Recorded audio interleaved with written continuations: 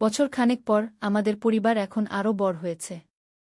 তনিমা আর আরজনের বিয়ে হওয়ার পর আমাদের ঘরে আরও একজন যোগ হয়েছে। আরজন একজন সঙ্গীতশিল্পী। সে গিটার বাজায় খুব সুন্দর। এখন আমাদের মোমবাতির রাতগুলো আরও জীবন্ত হয়ে উঠেছে। আরজন গিটার বাজিয়ে গান গায়, আমরা সবাই তার সাথে গলা মিলাই। মা, সঙ্গীত যোগ হওয়ার পর আমাদের পারিবারিক শক্তি আরও বেড়েছে, সায়েম একদিন বলল। সত্যি, বিজ্ঞানীরা দেখেছেন যে সঙ্গীতের সাথে আমাদের ভালোবাসার তরঙ্গ আরও শক্তিশালী হয়ে উঠেছে। একদিন একটি টিভি চ্যানেল আমাদের উপর একটি পূর্ণদৈর্ঘ্য ডকুমেন্টারি তৈরি করল। নাম দিল কি মোমবাতির আলো বিপ্লব। সেই ডকুমেন্টারিতে দেখানো হলো কিভাবে আমাদের ছোট্ট পরিবারের ভালোবাসা একটি পুরো কমিউনিটিকে পরিবর্তন করে দিয়েছে। ডকুমেন্টারিটি প্রচারিত হওয়ার পর দেশবিদেশ থেকে হাজারো চিঠি এল। সবাই জানতে চাইল কিভাবে তারাও আমাদের মতো করে জীবন কাটাতে পারে। আমাদের একটি ওয়েবসাইট খোলা উচিত, রিয়া পরামর্শ দিল। আমরা কি ভালোবাসার শক্তিকে নামে একটি ওয়েবসাইট খুললাম। সেখানে আমাদের অভিজ্ঞতা, টিপস এবং গাইডলাইন শেয়ার করতাম। মাসখানেকের মধ্যে হাজারো পরিবার আমাদের ওয়েবসাইট অনুসরণ করতে শুরু করল। তারা আমাদের পদ্ধতি অনুসরণ করে নিজেদের পরিবারে ইতিবাচক পরিবর্তন আনতে পারল। মা, আমাদের ছোট্ট শুরুটা এখন একটা বিশ্বব্যাপী আন্দোলন হয়ে গেছে, তনিমা বলল। এটাই ভালোবাসার জাদু, আমি উত্তর দিলাম। 1 বছর পর জাতিসংঘ আমাদের পরিবারকে শান্তির দূত কি হিসেবে স্বীকৃতি দিল। আমাদের নিউইয়র্কে গিয়ে একটি বক্তৃতা দিতে হল। আমাদের গল্প শুরু হয়েছিল একটি সাধারণ লোডশেডিংয়ের রাতে, আমি সেই বক্তৃতায় বলেছিলাম। আজ সেই গল্প পৌঁছে গেছে বিশ্বের কোটি কোটি মানুষের কাছে গিয়ে। বক্তৃতার পর অনেক দেশের প্রতিনিধি আমাদের কাছে এসেছিল। তারা জানতে চেয়েছিল কিভাবে তাদের দেশেও আমাদের মতো খুব ভালোবাসার কেন্দ্র স্থাপন করা যায়। ফিরে এসে আমরা একটি প্রশিক্ষণ কেন্দ্র খুললাম। সেখানে বিভিন্ন দেশ থেকে মানুষ এসে আমাদের কাছ থেকে শেখে কিভাবে পারিবারিক ভালোবাসার চর্চা করতে হয়। আমাদের সেই ছোট্ট বাড়িটি এখন একটি বিশাল কমপ্লেক্স হয়ে উঠেছে। অডিটোরিয়াম, প্রশিক্ষণ কেন্দ্র, গবেষণাগার, সব কিছুই আছে। কিন্তু সবচেয়ে গুরুত্বপূর্ণ জিনিসটি এখনও সেই আগের মতোই আছে। আমাদের মূল পরিবারটি। আমাদের সেই মোমবাতির রাতগুলো। প্রতি শনিবার রাতে যতই ব্যস্ত থাকি না কেন, আমরা সবাই একসাথে বসি। মোমবাতি জ্বালাই। একসাথে খাবার খাই। গল্প করি। অর্জুন এখন 5 বছর বয়সী। সে বলে, দাদি, আমি বড় হয়ে পুরো পৃথিবীতে ভালোবাসা ছড়িয়ে দেবগু। তুমি ইতিমধ্যেই সেটা শুরু করেছ, সোনা, আমি তাকে বলি। আমাদের পরিবারে এখন আরও একটি সুখবর। তনিমাও গর্ভবতী। আরও একটি প্রাণ আমাদের পরিবারে যোগ হতে চলেছে। এই বাচ্চাটাও কি আমাদের মতো বিশেষ হবে? তনিমা জিজ্ঞেস করে। অবশ্যই। আমাদের পরিবারের প্রতিটি সদস্যই বিশেষ, আমি উত্তর দেই। বিজ্ঞানীরা বলেছেন যে তনিমার গর্ভাবস্থাতেও আমাদের ঘরের শক্তি ক্রমশ বাড়ছে। নতুন প্রাণের আগমনে আমাদের পারিবারিক ভালোবাসা আরও গভীর হচ্ছে। আমাদের গল্প এখন বিশ্বের বিভিন্ন ভাষায় অনুদিত হয়েছে। বিভিন্ন দেশের স্কুল কলেজে আমাদের গল্প পড়ানো হয়। মা, আমাদের গল্প শুনে কত পরিবার ভাঙা সংসার জোড়া লাগিয়েছে, রিয়া একদিন বলল। এটাই আমাদের সবচেয়ে বড় পুরস্কার, আমি বলি। গত মাসে আমরা একটি চিঠি পেয়েছি জাপান থেকে। এক দম্পতি লিখেছে যে আমাদের গল্প শুনে তারা তালাকের আবেদন প্রত্যাহার করেছে এবং নতুন করে সংসার শুরু করেছে। আপনাদের গল্প আমাদের জীবন পরিবর্তন করে দিয়েছে, তারা লিখেছে। এমন হাজারো চিঠি আমাদের কাছে আসে প্রতিদিন। সবাই বলে আমাদের গল্প তাদের জীবনে আলো এনেছে। আমাদের প্রশিক্ষণ কেন্দ্র থেকে এখন পর্যন্ত 50,000-এরও বেশি মানুষ প্রশিক্ষণ নিয়েছে। তারা তাদের নিজ নিজ এলাকায় ভালোবাসার কেন্দ্র স্থাপন করেছে। আমাদের একটি ছোট্ট পরিবার থেকে এখন একটি বিশ্বব্যাপী পরিবার হয়ে উঠেছে, রাহুল বলে। সত্যিই, আজ পৃথিবীর যেকোনো প্রান্তে আমাদের অনুসারী পরিবার রয়েছে। তারা সবাই আমাদের মতো করে মোমবাতির আলো একসাথে সময় কাটায়। প্রতি শনিবার রাতে বিশ্বের লাখো পরিবার একসাথে মোমবাতি জ্বালিয়ে আমাদের কথা মনে করে। এই ভাবনাটাই আমাদের অভিভূত করে দেয়। মা, আমাদের ছোট্ট মোমবাতির আলো এখন কোটি কোটি ঘরে জ্বলছে, সায়েম বলে। এটাই ভালোবাসার বীজ, আমি গর্বের সাথে বলি। আমাদের গল্পের সবচেয়ে সুন্দর দিক হল, এটি এখনও লেখা হচ্ছে। প্রতিদিন নতুন অধ্যায় যোগ হচ্ছে।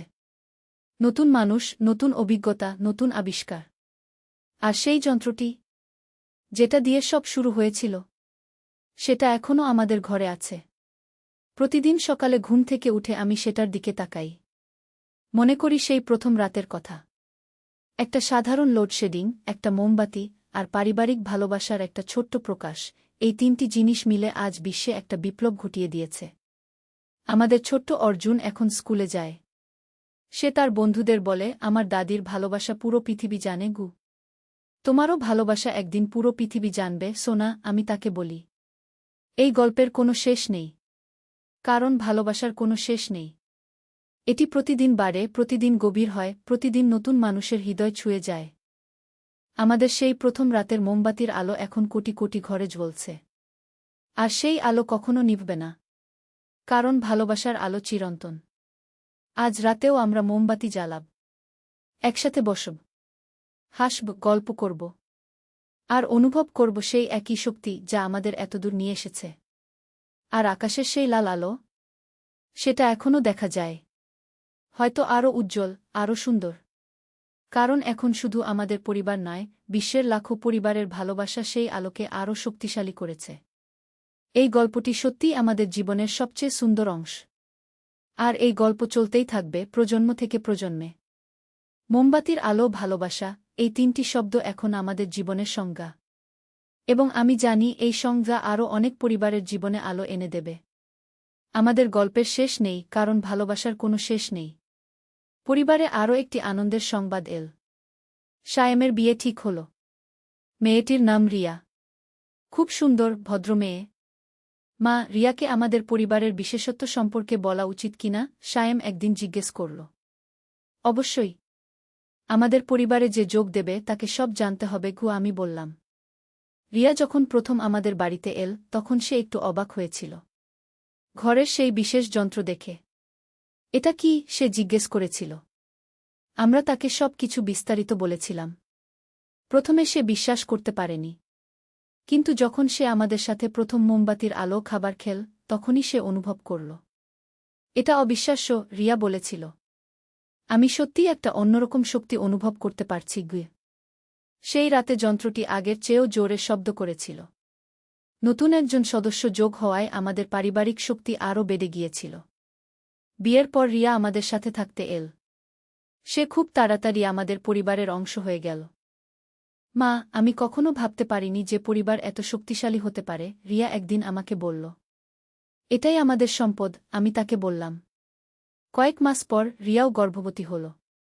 আমাদের পরিবারে নতুন একটি প্রাণের আগমনের খবর। দাদি, বাচ্চাটা কি আমাদের মতো বিশেষ হবে, তনিমা জিজ্ঞেস করল। অবশ্যই। আমাদের পরিবারের সবাই বিশেষ, আমি হেসে বললাম। রিয়ার গর্ভাবস্থায় আমরা লক্ষ্য করলাম যে আমাদের ঘরের শক্তি ক্রমশ বাড়ছে। যন্ত্রটি প্রতিদিনই কিছু না কিছু শব্দ করে।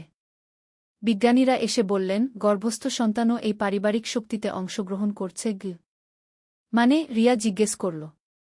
আপনার পেটের বাচ্চাটিও এই বিশেষ তরঙ্গ সৃষ্টি করতে সাহায্য করছে গি। আমরা সবাই অবাক হয়ে গেলাম। এমনকি জন্মের আগেই বাচ্চাটি আমাদের পরিবারের অংশ হয়ে গেছে। 9 মাস পর আমাদের নাতি জন্ম নিল। নাম রাখলাম অর্জুন। ছোট্ট একটি সুন্দর বাচ্চা। অর্জুন জন্মের দিনই আমাদের ঘরের যন্ত্রটি খুব জোরে শব্দ করেছিল। বিজ্ঞানীরা বললেন, এত শক্তিশালী তরঙ্গ আমরা আগে কখনো দেখিনি গিয়ে। ছোট্ট অর্জুন যখন আমাদের সবার মাঝে থাকত, তখন একটা অন্যরকম শান্তি অনুভব হতো। সে যেন আমাদের পরিবারের ভালোবাসাকে আরও গভীর করে দিত। মা, অর্জুন যখন হাসে তখন আমার মনে হয় পুরো ঘর আলোকিত হয়ে যায়, তনিমা বলল। সত্যিই, অর্জুনের হাসি আমাদের সবার হৃদয় ছুঁয়ে যেত। অর্জুনের 1 বছর বয়সে আমরা একটি বিশেষ উদযাপন করলাম। সেই রাতে আমরা সবাই একসাথে মোমবাতির আলো খাবার খেলাম। অর্জুনও তার ছোট্ট চেয়ারে বসে আমাদের সাথে ছিল। সেই রাতে আমাদের ঘরের যন্ত্রটি এমন শব্দ করল যে পুরো পাড়ার মানুষ শুনতে পেল। কি হচ্ছে, প্রতিবেশীরা এসে জিজ্ঞেস করল। আমরা তাদের বললাম আমাদের পরিবারের ভালোবাসা একটা নতুন মাত্রায় পৌঁছেছে। এরপর থেকে আমাদের বাড়িতে নিয়মিত মানুষ আসতে শুরু করল। সবাই চাইত আমাদের পরিবারের সেই বিশেষ শক্তি অনুভব করতে। আমাদের বাড়ি যেন একটা তীর্থস্থান হয়ে গেছে, রাহুল একদিন বলল। আমরা ঠিক করলাম যে সপ্তাহে একদিন আমাদের বাড়ি সবার জন্য খোলা রাখব। যারা চাইবে তারা এসে আমাদের সাথে মোমবাতির আলো খাবার খেতে পারবে। প্রথম সপ্তাহে 5টি পরিবার এল। তারা সবাই বলল যে আমাদের বাড়িতে এসে তারা খুব শান্তি পেয়েছে। আপনাদের ঘরে একটা অন্যরকম পরিবেশ আছে, একজন বলেছিল। এটা ভালোবাসার পরিবেশ, আমি বলেছিলাম। ধীরে ধীরে আরও বেশি পরিবার আসতে শুরু করল। আমাদের ছোট্ট বাড়িটি হয়ে উঠল একটি কমিউনিটি সেন্টারের মতো। সবাই একসাথে বসে খাবার খেত, গল্প করত, একে অপরের সমস্যা শুনত, পরামর্শ দিত। আমাদের পাড়ায় এখন ঝগড়া বিবাদ প্রায় নেই, একজন প্রতিবেশী বলল। সবাই এখন একে অপরের সাথে ভালো আচরণ করে, আরেকজন যোগ করল। আমরা বুঝলাম যে আমাদের পরিবারের ভালোবাসা ছড়িয়ে পড়েছে পুরো এলাকায়। একদিন স্থানীয় প্রশাসন আমাদের একটি সম্মাননা দিল। বললেন যে আমাদের পরিবার সমাজে ইতিবাচক পরিবর্তন এনেছে। আপনাদের অবদানে আমাদের এলাকা হয়ে উঠেছে একটি আদর্শ কমিউনিটি, প্রশাসক বলেছিলেন। আমাদের গল্প এখন আন্তর্জাতিক পর্যায়েও পৌঁছে গেছে। বিদেশ থেকেও গবেষকরা আমাদের দেখতে আসেন। আপনাদের পরিবার প্রমাণ করেছে যে ভালোবাসা একটি বৈজ্ঞানিক শক্তি, একজন বিদেশি গবেষক বলেছিলেন। আজও আমাদের সেই নিয়মিত মোমবাতির রাত চলে। এখন আর শুধু আমাদের পরিবার নয়, পুরো কমিউনিটি অংশগ্রহণ করে। প্রতি শনিবার রাতে আমাদের বাড়িতে ৫০ থেকে ৬০টি পরিবার একসাথে খাবার খায়। মোমবাতির আলো গল্প বলে, হাসে কাঁদে, একসাথে সময় কাটায়। সেই রাতগুলোতে আমাদের পুরো এলাকা একটা অন্যরকম শক্তিতে ভরে থাকে। আকাশে সেই লাল আলো আরও উজ্জ্বল হয়ে দেখা যায়। ছোট্ট অর্জুন এখন ৩ বছর বয়সী। সে সবসময় বলে, দাদি, আমি বড় হয়ে সবাইকে ভালোবাসা শেখাবো। অবশ্যই পারবি সোনা, আমি তাকে বলি। আমাদের এই গল্প এখনও শেষ হয়নি। প্রতিদিন নতুন অধ্যায় যোগ হচ্ছে। নতুন মানুষ আমাদের পরিবারের অংশ হচ্ছে। কিছুদিন আগে তনিমাও তার জীবনসঙ্গী খুঁজে পেয়েছে। আর্জন নামে একটি ছেলে। সেও আমাদের পরিবারের মূল্যবোধে বিশ্বাস করে। আন্টি, আমি আপনাদের পরিবারের অংশ হতে পেরে গর্বিত, আর্জন আমাকে বলেছিল। আমাদের রহস্যময় পারিবারিক রোমাঞ্চ। সন্ধ্যা ৭টায় বিদ্যুৎ চলে গেল। আমি মোমবাতি জ্বালিয়ে রান্নাঘরে কাজ করছিলাম। ছেলে এসে বলল, মা, আজ আমরা ক্যান্ডেল লাইট ডিনার করব। আমি হাসলাম। ক্যান্ডেল লাইট ডিনার আবার কি? সে আমার হাত থেকে মোমবাতিটা নিয়ে ডাইনিং টেবিলে রাখল। এটা কাপলসরা করে। রোমান্টিক পরিবেশে খাবার খায়। আমি বললাম, আমরা তো মা। ছেলে কুশে আমার দিকে অদ্ভুত চোখে তাকিয়ে বলল, আজকে নয় মা। সে দুটো প্লেট সুন্দর করে সাজিয়ে রাখল। মোমবাতির আলো টেবিলটা সত্যিই সুন্দর লাগছিল। বসো মা। সে আমার জন্য চেয়ার টেনে দিল। কি ব্যাপার, এত আদব কেন? আমি হাসলাম। খাবার পরিবেশন করতে করতে সে বলল, মা, মোমবাতির এই আলো তুমি কত সুন্দর লাগছ। আমি লজ্জা পেলাম। কি বলছিস তুই? সে আমার হাত ধরে বলল, আমি সত্যি বলছি। আমি তোমাকে ভালোবাসি, একজন পুরুষ যেভাবে তার প্রিয় নারীকে ভালোবাসে। মোমবাতির আলো আমার মুখে পড়ছিল। মা, এই রোমান্টিক পরিবেশে আমি তোমাকে প্রপোজ করছি। তুমি আমার স্ত্রী হও। আমরা সারা জীবন এভাবে একসাথে খাবার খাব। মোমের গন্ধ আর তার কথায় আমার মাথা ঘুরছিল। এই গল্পটি সম্পূর্ণ শুনলে আপনাদের পানি অটোমেটিক বের হয়ে যাবে, যত দ্রুত সম্ভব হাতের কাছে টিস্যু নিয়ে বসে পড়ো। বিছানার চাদর যেন নষ্ট না হয় সেটা সম্পূর্ণ খেয়াল রাখার অনুরোধ জানিয়ে গল্পটি এখন শুরু করব। তার আগে সর্বশেষ অনুরোধ, দয়া করে এমন পানি বের করার গল্প নিয়মিত শুনতে আমাদের চ্যানেলটি সকলেই সাবস্ক্রাইব করুন। ধন্যবাদ। হ্যালো বন্ধুরা, আমার নাম মীরা খান। আমার বয়স ৩০ বছর। আমার স্বামীর নাম রাহুল খান, বয়স ৩৫ বছর। আমাদের ২ সন্তান, সায়েম আর তনিমা। সায়েম ১৮ বছর বয়সী, কলেজে পড়ে। তনিমা ১০ বছর বয়সী, স্কুলে যায়। আজকের এই গল্পটা আমি আপনাদের বলছি আমার জীবনের সবচেয়ে রোমাঞ্চকর অভিজ্ঞতার কথা। যেদিন আমাদের পুরো পরিবার একটা অদ্ভুত রহস্যের মুখোমুখি হল। সেদিন ছিল শনিবার। সকাল থেকেই আবহাওয়া খারাপ ছিল। মেঘলা আকাশ, থেমে থেমে বৃষ্টি। রাহুল অফিস থেকে ফোন করে বলেছে যে লোডশেডিং এর কারণে আজ তাড়াতাড়ি বাড়ি আসবে। দুপুরের দিকে সায়েম তার বন্ধুদের সাথে ক্রিকেট খেলতে গেল। তনিমা তার পুতুল নিয়ে খেলছিল। বিকেলে যখন লোডশেডিং শুরু হল, তখন থেকেই অদ্ভুত ঘটনার শুরু। প্রথমে মনে হচ্ছিল শুধু বিদ্যুৎ চলে গেছে। কিন্তু একটু পরেই বুঝলাম যে এটা শুধু লোডশেডিং নয়, কিছু একটা অস্বাভাবিক ঘটনা ঘটে যাচ্ছে। মোমবাতি জ্বালিয়ে আমি রান্নাঘরে কাজ করছিলাম। তনিমা আমার কাছে এসে বলল, মা, বাইরে অদ্ভুত শব্দ হচ্ছে। আমি শুনলাম, সত্যিই বাইরে থেকে এক ধরনের গুনগুন শব্দ আসছে। মনে হচ্ছে যেন কেউ মন্ত্র পড়ছে। মা, আমার ভয় লাগছে। তনিমা আমার কোলে উঠে বসল। আমিও একটু অস্বস্তি বোধ করছিলাম। এমন সময় সায়েম বাড়িতে ফিরে এল। তার মুখে একটা উদ্বিগ্ন ভাব। মা, বাইরে অনেক অদ্ভুত ব্যাপার হচ্ছে। রাস্তায় কেউ নেই, দোকানপাট সব বন্ধ। আর সবচেয়ে অদ্ভুত ব্যাপার হল, আকাশে একটা লাল আলো দেখা যাচ্ছে। কি? সায়েমের কথা শুনে আমার আরও ভয় লাগল। এমন সময় রাহুল বাড়িতে ফিরল। তারও মুখে চিন্তার ছাপ। মীরা, বাইরে অনেক অস্বাভাবিক ব্যাপার ঘটছে। অফিসের সবাই বলছে যে শহরের বিভিন্ন জায়গায় অদ্ভুত আলো দেখা যাচ্ছে। আমরা সবাই একসাথে বসে ভাবতে লাগলাম, এ কি হচ্ছে। তনিমা আমার কাছে আরও কাছে এসে বসল। সায়েম জানালা দিয়ে বাইরে তাকিয়ে রইল। দেখো মা, ওই লাল আলোটা আরও উজ্জ্বল হয়ে উঠছে, সায়েম বলল। আমরা সবাই জানালার কাছে গিয়ে দাঁড়ালাম। সত্যিই আকাশে একটা লাল আলো দেখা যাচ্ছে। আর সেই আলো ক্রমশ বড় হয়ে উঠছে। এটা কি হতে পারে বাবা? তনিমা রাহুলকে জিজ্ঞেস করল। আমি জানি না মা, তবে আমাদের ঘরেই থাকা উচিত কি? রাহুল বলল। মোমবাতির আলো। আমরা সবাই ডাইনিং টেবিলে বসে রইলাম। বাইরের অদ্ভুত শব্দ আরও জোরে হতে থাকল। মনে হচ্ছে যেন কোনো যন্ত্র চলছে। মা, আমি বাইরে গিয়ে দেখে আসি কি হচ্ছে, সায়েম বলল। না, তুমি কোথাও যাবে না। আমরা সবাই একসাথে থাকব। আমি সায়েমকে ধরে রাখলাম। এমন সময় হঠাৎ করে বিদ্যুৎ এসে গেল। ঘরের সব আলো জ্বলে উঠল। আমরা সবাই একসাথে চিৎকার করে উঠলাম। কিন্তু আরও অবাক করা ব্যাপার হল, টিভি এমনিতেই চালু হয়ে গেল। টিভিতে দেখালো যে শহরের উপর দিয়ে একটা বিশাল মহাকাশযান উড়ে যাচ্ছে। নিউজ রিপোর্টার বলছে যে এটা একটা ইউএফও হতে পারে। এটা কি সত্যি? তনিমা অবাক হয়ে বলল। আমরা সবাই টিভির দিকে তাকিয়ে রইলাম। রিপোর্টার বলল যে এই মহাকাশযান শান্তিপূর্ণভাবে শহরের উপর দিয়ে উড়ে যাচ্ছে। কোনো ক্ষতির আশঙ্কা নেই। তাহলে আমাদের ভয়ের কিছু নেই, রাহুল বলল। কিন্তু হঠাৎ করে আমাদের ঘরের দরজায় টোকা পড়ল। আমরা সবাই চুপ করে গেলাম।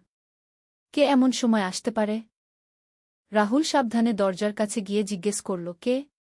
আমরা মহাকাশ গবেষণা কেন্দ্র থেকে এসেছি। আপনাদের সাথে কথা বলতে চাই। রাহুল দরজা খুল। দেখো, দুইজন লোক দাঁড়িয়ে আছে। তাদের হাতে কিছু যন্ত্রপাতি। আসলে আমরা আপনাদের অঞ্চলে কিছু অস্বাভাবিক তরঙ্গ শনাক্ত করেছি। আমরা জানতে চাই আপনারা কোনো অদ্ভুত কিছু অনুভব করেছেন কিনা। আমরা তাদের বললাম আমাদের অভিজ্ঞতার কথা। তারা তাদের যন্ত্র দিয়ে আমাদের ঘর পরীক্ষা করল। আপনাদের ঘরে একটা বিশেষ ধরনের চৌম্বকীয় শক্তি আছে। এই শক্তির কারণেই আপনারা মহাকাশযানটি দেখতে পেরেছেন। কি? একজন বিজ্ঞানী বলল। মানে? আমি জিজ্ঞেস করলাম। আসলে এই মহাকাশযান শুধুমাত্র বিশেষ চৌম্বকীয় শক্তিসম্পন্ন স্থান থেকেই দেখা যায়। আপনাদের ঘরে সেই শক্তি আছে। আমরা সবাই অবাক হয়ে গেলাম। আমাদের সাধারণ ঘরে এমন বিশেষ শক্তি কিভাবে এল? এটা সম্ভবত আপনাদের পারিবারিক ভালোবাসার কারণে। শক্তিশালী পারিবারিক বন্ধন এক ধরনের ইতিবাচক তরঙ্গ তৈরি করে, অন্য বিজ্ঞানী বলল। আমরা একে অপরের দিকে তাকালাম। সত্যিই আমাদের পরিবারে অনেক ভালোবাসা আছে। আমরা সবসময় একসাথে থাকি, একসাথে আনন্দ করি। তাহলে আমাদের ভালোবাসাই আমাদের এই বিশেষ অভিজ্ঞতা দিয়েছে, তনিমা বলল। ঠিক তাই। আপনাদের পারিবারিক ভালোবাসা এতটাই শক্তিশালী যে তা মহাকাশযানের সিগন্যাল ধরতে পেরেছে। বিজ্ঞানীরা চলে যাওয়ার পর আমরা আবার একসাথে বসলাম। এবারও মোমবাতি জ্বালিয়ে রাখলাম। কিন্তু এবার আর ভয় নেই, বরং গর্ব আছে। আমাদের ভালোবাসা এত শক্তিশালী যে মহাকাশের সাথেও যোগাযোগ করতে পারে, সায়েম বলল। হ্যাঁ, আমাদের পরিবার সত্যিই বিশেষ, আমি বললাম। রাহুল আমার হাত ধরল। আমাদের এই ভালোবাসা আরও গভীর করতে হবে। তনিমা আমাদের সবার মাঝে এসে দাঁড়াল। আমি খুশি যে আমাদের পরিবার এত বিশেষ। মোমবাতির আলো। আমরা সবাই একসাথে খাবার খেলাম। কিন্তু এবার সেটা ছিল একটা বিশেষ ডিনার, একটা উদযাপনের ডিনার। মা, এই মোমবাতির আলো আমাদের ভালোবাসাকে আরও উজ্জ্বল করে তুলেছে, সায়েম বলল। আমি মনে মনে ভাবলাম, সত্যিই আমাদের পরিবারের ভালোবাসা অনন্য। এই ভালোবাসাই আমাদের দিয়েছে এই অসাধারণ অভিজ্ঞতা। এরপর থেকে প্রতি সপ্তাহে আমরা একদিন মোমবাতির আলো খাবার খাই। সেই রাতগুলোতে আমরা একে অপরের সাথে গভীর কথাবার্তা বলি। আমাদের ভালোবাসা আরও গভীর হয়। আর কখনো কখনো রাতের আকাশে সেই লাল আলো দেখা যায়। আমরা জানি সেটা আমাদের পারিবারিক ভালোবাসার প্রতিফলন। আমাদের ঘরে যে বিশেষ শক্তি আছে সেটা আমাদের একত্রিত থাকার শক্তি। সায়েম এখন কলেজে গিয়ে তার বন্ধুদের এই গল্প বলে। তনিমা স্কুলে তার বান্ধবীদের বলে যে তাদের পরিবার কত বিশেষ। রাহুল অফিসের সবাইকে বলে যে পারিবারিক ভালোবাসা কতটা শক্তিশালী হতে পারে। আর আমি আমার বান্ধবীদের বলি যে পরিবারের সাথে সময় কাটানো কত গুরুত্বপূর্ণ। এই অভিজ্ঞতার পর আমরা বুঝেছি যে ভালোবাসা শুধু একটা আবেগ নয়। এটা একটা শক্তি। একটা অদৃশ্য শক্তি যা আমাদের সবাইকে এক সূত্রে বেঁধে রাখে। আর সেই মোমবাতির আলো? সেটা শুধু অন্ধকার দূর করে না। সেটা আমাদের হৃদয়ের অন্ধকারও দূর করে। আমাদের মনে আলো এনে দেয়। এই গল্পের শেষে আমি বলব যে আমাদের প্রত্যেকের ঘরেই এই ধরনের বিশেষ শক্তি আছে। শুধু দরকার সেই শক্তিকে চিনতে পারা। আর সেটা সম্ভব হয় পারিবারিক ভালোবাসার মাধ্যমে। আমাদের পরিবারের এই রহস্যময় অভিজ্ঞতা আমাদের আরও কাছে নিয়ে এসেছে। আমরা বুঝেছি যে পরিবার শুধু রক্তের সম্পর্ক নয়। এটা একটা আধ্যাত্মিক বন্ধন। আজও যখন লোডশেডিং হয় আমরা মোমবাতি জ্বালাই। কিন্তু এখন আর সেটা শুধু আলোর জন্য নয়। সেটা আমাদের ভালোবাসার প্রতীক হিসেবে। আর রাতের আকাশে যখন তারা টিমটিম করে আমরা জানি সেগুলো আমাদের দিকে হাসছে। কারণ আমাদের ভালোবাসা পৌঁছে গেছে মহাকাশ পর্যন্ত। এই গল্পটি শেষ করার আগে আমি বলতে চাই, আপনারাও আপনাদের পরিবারের সাথে এমন সময় কাটান। মোমবাতির আলো খাবার খান। একে অপরের সাথে গল্প করুন। কে জানে, হয়তো আপনাদের ঘরেও এমন বিশেষ শক্তি তৈরি হবে। হয়তো আপনারাও দেখতে পাবেন আকাশের সেই রহস্যময় আলো। পরিবার হলো আমাদের প্রথম স্কুল, প্রথম হাসপাতাল, প্রথম মন্দির। এখানেই আমরা শিখি ভালোবাসতে, যত্ন নিতে, একসাথে থাকতে। আমাদের সেই রাতের অভিজ্ঞতা আমাদের শিখিয়েছে যে প্রকৃত ভালোবাসা কোনো সীমা মানে না। সেটা পৌঁছে যেতে পারে যে কোনো জায়গায়, এমনকি মহাকাশেও। সকালে ছেলের হাতের চা খেতে খেতে সে হঠাৎ বলল, মা, আমি তোমাকে প্রপোজ করতে চাই। আমি হাসতে গিয়ে চা ছিটকে ফেললাম। সে টিস্যু দিয়ে আমার হাত মুছিয়ে দিতে দিতে বলল, আমি সিরিয়াস মা। আমি তোমাকে ভালোবাসি। আমি অবাক হয়ে বললাম, কি বলছিস তুই? সে আমার পাশে বসে চায়ের কাপ টেবিলে রেখে আমার 2 হাত ধরল। সকালের সূর্যের আলো তার মুখ উজ্জ্বল দেখাচ্ছিল। সে বলল, মা, তুমি আমার জীবনের সবচেয়ে প্রিয় মানুষ। তুমি আমার যত্ন নাও, আমাকে ভালোবাসো, আমার সব কথা শোনো। একজন স্ত্রী যেভাবে স্বামীর দেখাশোনা করে, তুমিও তেমনি করো। আমি মাথা নেড়ে বললাম, এসব কি বলছিস? কিন্তু সে আমার গাল স্পর্শ করে বলল, আমি তোমাকে একজন নারী হিসেবে দেখি মা। তুমি এত সুন্দর, এত আকর্ষণীয়। আমি তোমার প্রেমে পড়েছি। চায়ের গরম ভাব আমাদের মাঝে উঠছিল। সে আমার কপালে চুমু দিয়ে বলল, মা, আমি তোমাকে বিয়ে করতে চাই। আমরা স্বামী-স্ত্রী হয়ে থাকব। আমার হৃদস্পন্দন বেড়ে গেল। সে আমার হাতের আঙুলে আলতো করে চুমু দিয়ে বলল, তুমি আমার হবে। শুধু চায়ের কাপ আমার হাত থেকে পড়ে যাওয়ার উপক্রম হল। এই গল্পটি সম্পূর্ণ শুনলে আপনাদের পানি অটোমেটিক বের হয়ে যাবে, সো যত দ্রুত সম্ভব হাতের কাছে টিস্যু নিয়ে বসে পড়ুন। বিছানার চাদর যেন নষ্ট না হয় সেটা সম্পূর্ণ খেয়াল রাখার অনুরোধ জানিয়ে গল্পটি এখন শুরু করব। তার আগে সর্বশেষ অনুরোধ, দয়া করে এমন পানি বের করার গল্প নিয়মিত শুনতে আমাদের চ্যানেলটি সকলেই সাবস্ক্রাইব করুন। ধন্যবাদ। হ্যালো বন্ধুরা, আমার নাম প্রিয়াঙ্কা দত্ত। আমার বয়স 40 বছর। আমার স্বামীর নাম রাজীব দত্ত, বয়স 43 বছর। আমাদের 2 সন্তান, অভিজিৎ আর তন্বী। অভিজিৎ 21 বছর বয়সী, ইউনিভার্সিটিতে পড়ে। তন্বী 14 বছর বয়সী, স্কুলে যায়। আজ যে ঘটনাটা আপনাদের বলবো সেটা আমার জীবনের সবচেয়ে রহস্যময় এবং রোমাঞ্চকর অভিজ্ঞতা। এই গল্পে আছে পারিবারিক বন্ধন, রহস্য, অ্যাডভেঞ্চার আর এমন সব অজানা সত্য যা আমার পুরো জীবনটাই পাল্টে দিয়েছে। সেদিন সকালের কথা। আমি রান্নাঘরে চা বানাচ্ছিলাম। হঠাৎ অভিজিৎ এসে আমার পিছন থেকে জড়িয়ে ধরে বলল, মা, তোমার সাথে একটা গুরুত্বপূর্ণ কথা আছে। আমি ভাবলাম নিশ্চয়ই কোনো পড়াশোনার ব্যাপার। কিন্তু যখন সে আমার কাঁধে মাথা রেখে বলল, মা, আমি তোমাকে অন্যরকমভাবে ভালোবাসি, তখনই আমার হৃদয়ে এক অদ্ভুত কম্পন অনুভব করলাম। আমি ঘুরে তার দিকে তাকিয়ে বললাম, কি বলছিস তুই অভি? সে আমার চোখের দিকে তাকিয়ে বলল, মা, তুমি আমার কাছে শুধু মা নও। তুমি একজন সুন্দর নারী। আমার হাত থেকে চায়ের কাপ পড়ে যাওয়ার উপক্রম হল। সে তাড়াতাড়ি ধরে ফেলল আর বলল, মা, আমি জানি এটা অস্বাভাবিক শোনাচ্ছে, কিন্তু আমি তোমাকে একজন পুরুষ হিসেবে চাই। আমি অবাক হয়ে বললাম, তুই কি বলছিস অভি? এসব কি ভাবনা তোর মাথায়? কিন্তু সে আমার হাত ধরে বলল, মা, আমি তোমার প্রেমে পড়েছি।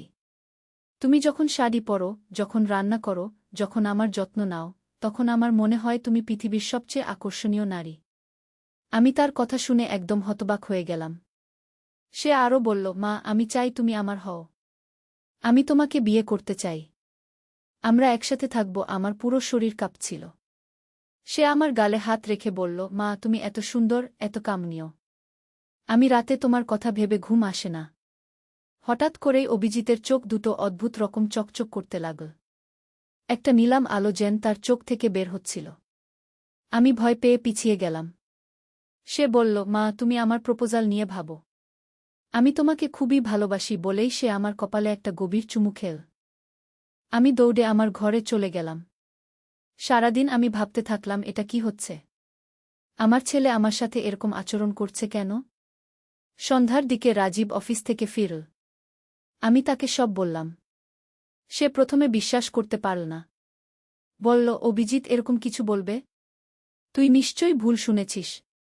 কিন্তু রাতে খাবার সময় অভিজিতের আচরণ দেখে রাজীবও বুঝতে পারল কিছু একটা গণ্ডগোল আছে। অভিজিৎ আমার দিকে এমনভাবে তাকাচ্ছিল যেন আমি তার প্রেমিকা। সে আমার হাতে খাবার তুলে দিতে চাইল, আমার পাশে বসতে চাইল।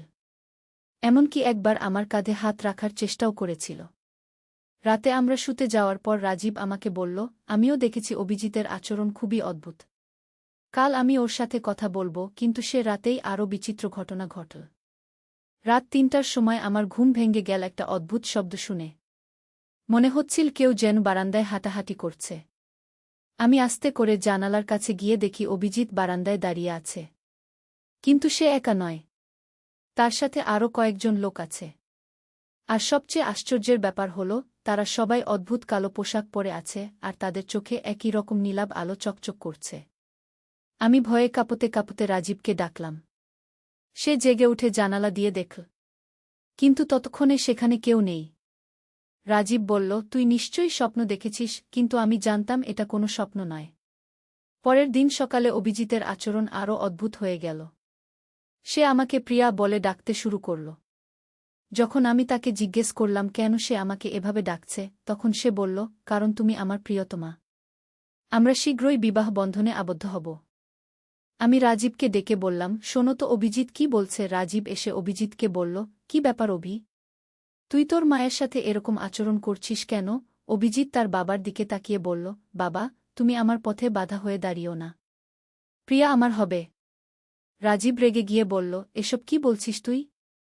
উনি তোর মা। কিন্তু অভিজিৎ হেসে বলল, মা? না, সে আমার ভবিষ্যৎ স্ত্রী। আর তুমি?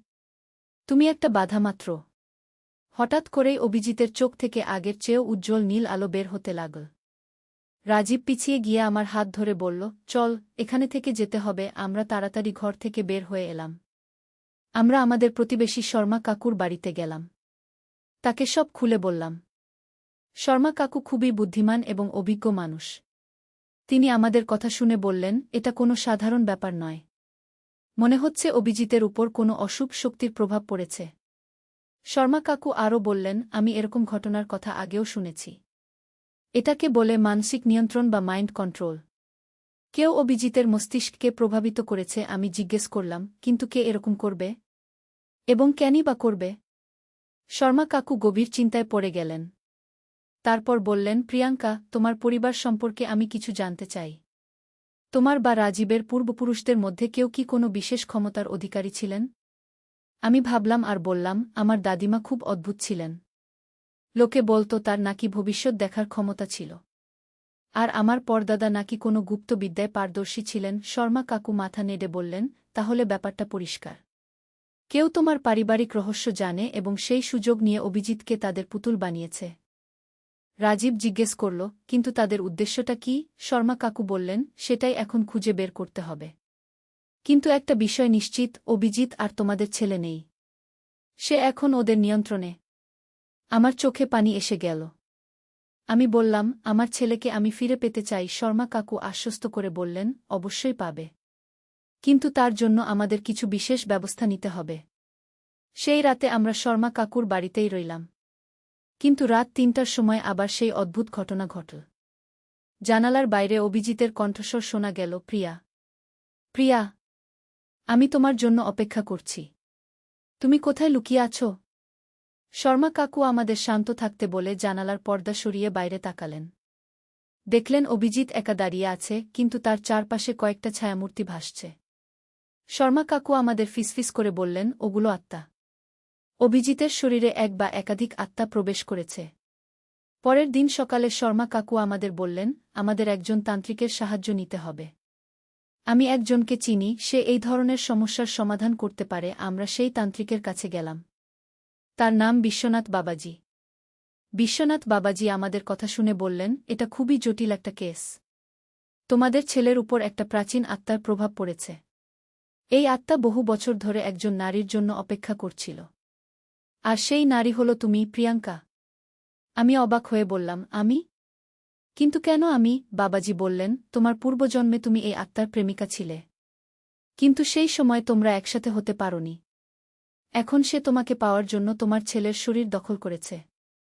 রাজীব বলল, এসব কি সত্যি? বাবাজি মাথা নেড়ে বললেন, সত্যি। আর এই আত্মা চায় প্রিয়াঙ্কাকে বিয়ে করতে। যতক্ষণ না সে তার ইচ্ছা পূরণ করতে পারবে, ততক্ষণ সে অভিজিতের শরীর ছাড়বে না। আমি ভয়ে কাঁপতে কাঁপতে বললাম, তাহলে আমার ছেলেকে ফিরে পাওয়ার কোনো উপায় নেই? বাবাজি বললেন, উপায় আছে, কিন্তু সেটা খুবই কঠিন। তোমাকে সেই আত্মার সাথে সরাসরি কথা বলতে হবে এবং তাকে বোঝাতে হবে যে এই ভালোবাসা অসম্ভব। বাবাজি আমাদের একটা বিশেষ পূজার আয়োজন করতে বললেন। সেই পূজার মাধ্যমে আমরা সেই আত্মার সাথে যোগাযোগ স্থাপন করতে পারব। রাত 12টার সময় পূজা শুরু হল। বাবাজি নানারকম মন্ত্র পড়তে লাগলেন। হঠাৎ করেই অভিজিৎ সেখানে এসে হাজির হল। কিন্তু সে আর আমাদের অভিজিৎ নয়। তার চোখে সেই নীল আলো, তার কণ্ঠস্বর সম্পূর্ণ বদলে গেছে। সে বলল, প্রিয়া, আমি তোমার জন্য কত বছর অপেক্ষা করেছি। এবার আমি তোমাকে ছাড়ব না। আমি সাহস সঞ্চয় করে বললাম, তুমি কে? তুমি আমার ছেলেকে ছেড়ে দাও। সে হেসে বলল, আমি অর্জুন। তুমি আমার সীতা। আমরা পূর্বজন্মে একসাথে ছিলাম। বাবাজি বললেন, অর্জুন, তুমি ভুল করছ। এটা একটা ভিন্ন জন্ম। প্রিয়াঙ্কার এখন স্বামী আছে, সন্তান আছে। অর্জুন রেগে গিয়ে বলল, আমি কিছুই জানি না। সীতা আমার, আর আমি তাকে পাবই। তারপর সে আমার দিকে এগিয়ে এল। বাবাজি তাড়াতাড়ি কিছু মন্ত্র পড়ে একটা সুরক্ষা বৃত্ত তৈরি করলেন। অর্জুন সেই বৃত্তের কাছে গিয়ে থেমে গেল। আমি সাহস করে অর্জুনকে বললাম, অর্জুন, আমি জানি তুমি আমাকে ভালোবাসো। কিন্তু এভাবে আমার ছেলের শরীর দখল করে তুমি ভুল করছ। যদি সত্যিই আমাকে ভালোবাসো, তাহলে আমার ছেলেকে ছেড়ে দাও। অর্জুন কিছুক্ষণ চুপ করে রইল। তারপর বলল, কিন্তু সীতা, আমি তো তোমাকে ছাড়া বাঁচতে পারি না। এত বছর তোমার অপেক্ষায় আছি। আমি বললাম, আমি এখন অন্য কারো স্ত্রী, অন্য কারো মা। তুমি যদি আমাকে সত্যিই ভালোবাসো, তাহলে আমার খুশির কথা চিন্তা করো। হঠাৎ অর্জুনের কণ্ঠস্বর আরও নরম হয়ে গেল। সে বলল, সীতা, তুমি কি সত্যিই খুশি? তোমার স্বামী কি তোমাকে আমার মতো ভালোবাসে? আমি রাজীবের দিকে তাকিয়ে বললাম, হ্যাঁ, সে আমাকে খুব ভালোবাসে। আর আমার দুটো সন্তানও আছে। তারা আমাকে খুব প্রয়োজন। অর্জুন দীর্ঘশ্বাস ফেলে বলল, তাহলে? তাহলে আমি কি করব সীতা? আমি তোমা ছাড়া কোথায় যাব? আমি বললাম, তুমি মুক্তি খোঁজো অর্জুন। এই পৃথিবীতে আটকে না থেকে পরবর্তী জন্মের জন্য প্রস্তুতি নাও। হয়তো সেখানে তুমি তোমার সত্যিকারের সঙ্গিনী পাবে। বাবাজি এই সময় আরও কিছু মন্ত্র পড়লেন। অর্জুন কিছুক্ষণ নীরব থাকার পর বলল, সীতা, তুমি যদি খুশি থাকো, তাহলে আমিও খুশি। আমি তোমার ছেলেকে ছেড়ে দিচ্ছি। কিন্তু একটা শেষ উপহার নাও। বলেই অভিজিতের শরীর থেকে একটা উজ্জ্বল আলো বের হয়ে আমার দিকে এসে স্পর্শ করল। সেই মুহূর্তে আমি অনুভব করলাম আমার মনের মধ্যে কিছু অদ্ভুত স্মৃতি আসছে। দেখতে পেলাম একটা প্রাচীন রাজপ্রাসাদ, সেখানে আমি রাজকুমারী সীতা আর অর্জুন একজন যোদ্ধা। আমি দেখলাম কিভাবে আমরা একে অপরকে ভালোবেসেছিলাম, কিন্তু যুদ্ধের কারণে আলাদা হয়ে গিয়েছিলাম। অর্জুন যুদ্ধে মারা গিয়েছিল আর আমি আমার পিতার চাপে অন্য কারো সাথে বিয়ে হয়েছিল। কিন্তু আমি সুখী হতে পারিনি। আমার মৃত্যুর পর অর্জুনের আত্মা আমার জন্য অপেক্ষা করতে থাকে। এইসব স্মৃতি দেখার পর অর্জুন বলল, সীতা, এবার আমি বুঝতে পারছি। আমাদের ভালোবাসা অতীতে ছিল। এখন তুমি অন্য জীবন শুরু করেছ। আমি তোমার খুশি নষ্ট করতে চাই না। বলেই সে আমার কপালে একটা আশীর্বাদের স্পর্শ দিল। হঠাৎ অভিজিতের শরীর থেকে একটা সাদা আলো বের হয়ে উপরের দিকে চলে গেল। অভিজিৎ মাটিতে পড়ে গেল। আমরা তাড়াতাড়ি তার কাছে গেলাম। কিছুক্ষণ পর তার চোখ খুলল। সে আমাদের দেখে বলল, মা, বাবা, আমি কোথায়? আমার কি হয়েছিল? আমি কান্না করতে করতে তাকে জড়িয়ে ধরলাম। বললাম, কিছু না বাবা, তুমি অসুস্থ ছিলে। এখন ভালো হয়ে গেছ? অভিজিৎ বলল। মা, আমি খুব অদ্ভুত স্বপ্ন দেখেছি। মনে হচ্ছিল আমি অন্য কেউ হয়ে গিয়েছি। বাবাজি আমাদের বললেন, অভিজিতের কিছু মনে নেই, এটাই ভালো। তোমরা এখন ঘরে যেতে পারো। তবে কয়েকদিন সাবধানে থেকো। আমরা ঘরে ফিরে গেলাম। অভিজিৎ আবার আমাদের আগের অভিজিৎ হয়ে গেল। সে আমাকে মা বলে ডাকে, স্বাভাবিক আচরণ করে। কিন্তু আমার মনে অর্জুনের দেওয়া সেই স্মৃতিগুলো রয়ে গেল। মাঝে মাঝে আমি ভাবি সেই পূর্বজন্মের কথা। অর্জুন আমাকে যে আশীর্বাদ দিয়ে গেছে সেটা আমার জীবনে অনেক পরিবর্তন এনেছে। আমি এখন স্বপ্নে ভবিষ্যতের কিছু ঘটনা দেখতে পাই। একদিন আমি স্বপ্নে দেখলাম আমাদের বাড়ির পিছনে একটা পুরানো কুয়ার মধ্যে একটা সোনার বাক্স লুকানো আছে। সকালে উঠে আমি রাজীবকে বললাম। সে প্রথমে বিশ্বাস করল না, কিন্তু আমার জোরাজুরিতে সেখানে খোঁড়াখুড়ি করল। আর সত্যিই একটা পুরানো সোনার বাক্স পাওয়া গেল। সেই বাক্সে ছিল আমার পরদাদার লেখা একটা ডায়েরি। সেখানে অনেক গুপ্তবিদ্যার কথা লেখা ছিল। আর ছিল একটা পুরানো মানচিত্র। সেই মানচিত্রে দেখানো ছিল একটা গুপ্তধনের সন্ধান। রাজীব আর আমি সিদ্ধান্ত নিলাম সেই ধনের খোঁজে যাব। আমরা অভিজিৎ আর তন্বীকে নিয়ে একটা পারিবারিক অ্যাডভেঞ্চারে বের হলাম। মানচিত্র অনুযায়ী আমাদের যেতে হবে সুন্দরবনের গভীরে একটা রহস্যময় দ্বীপে।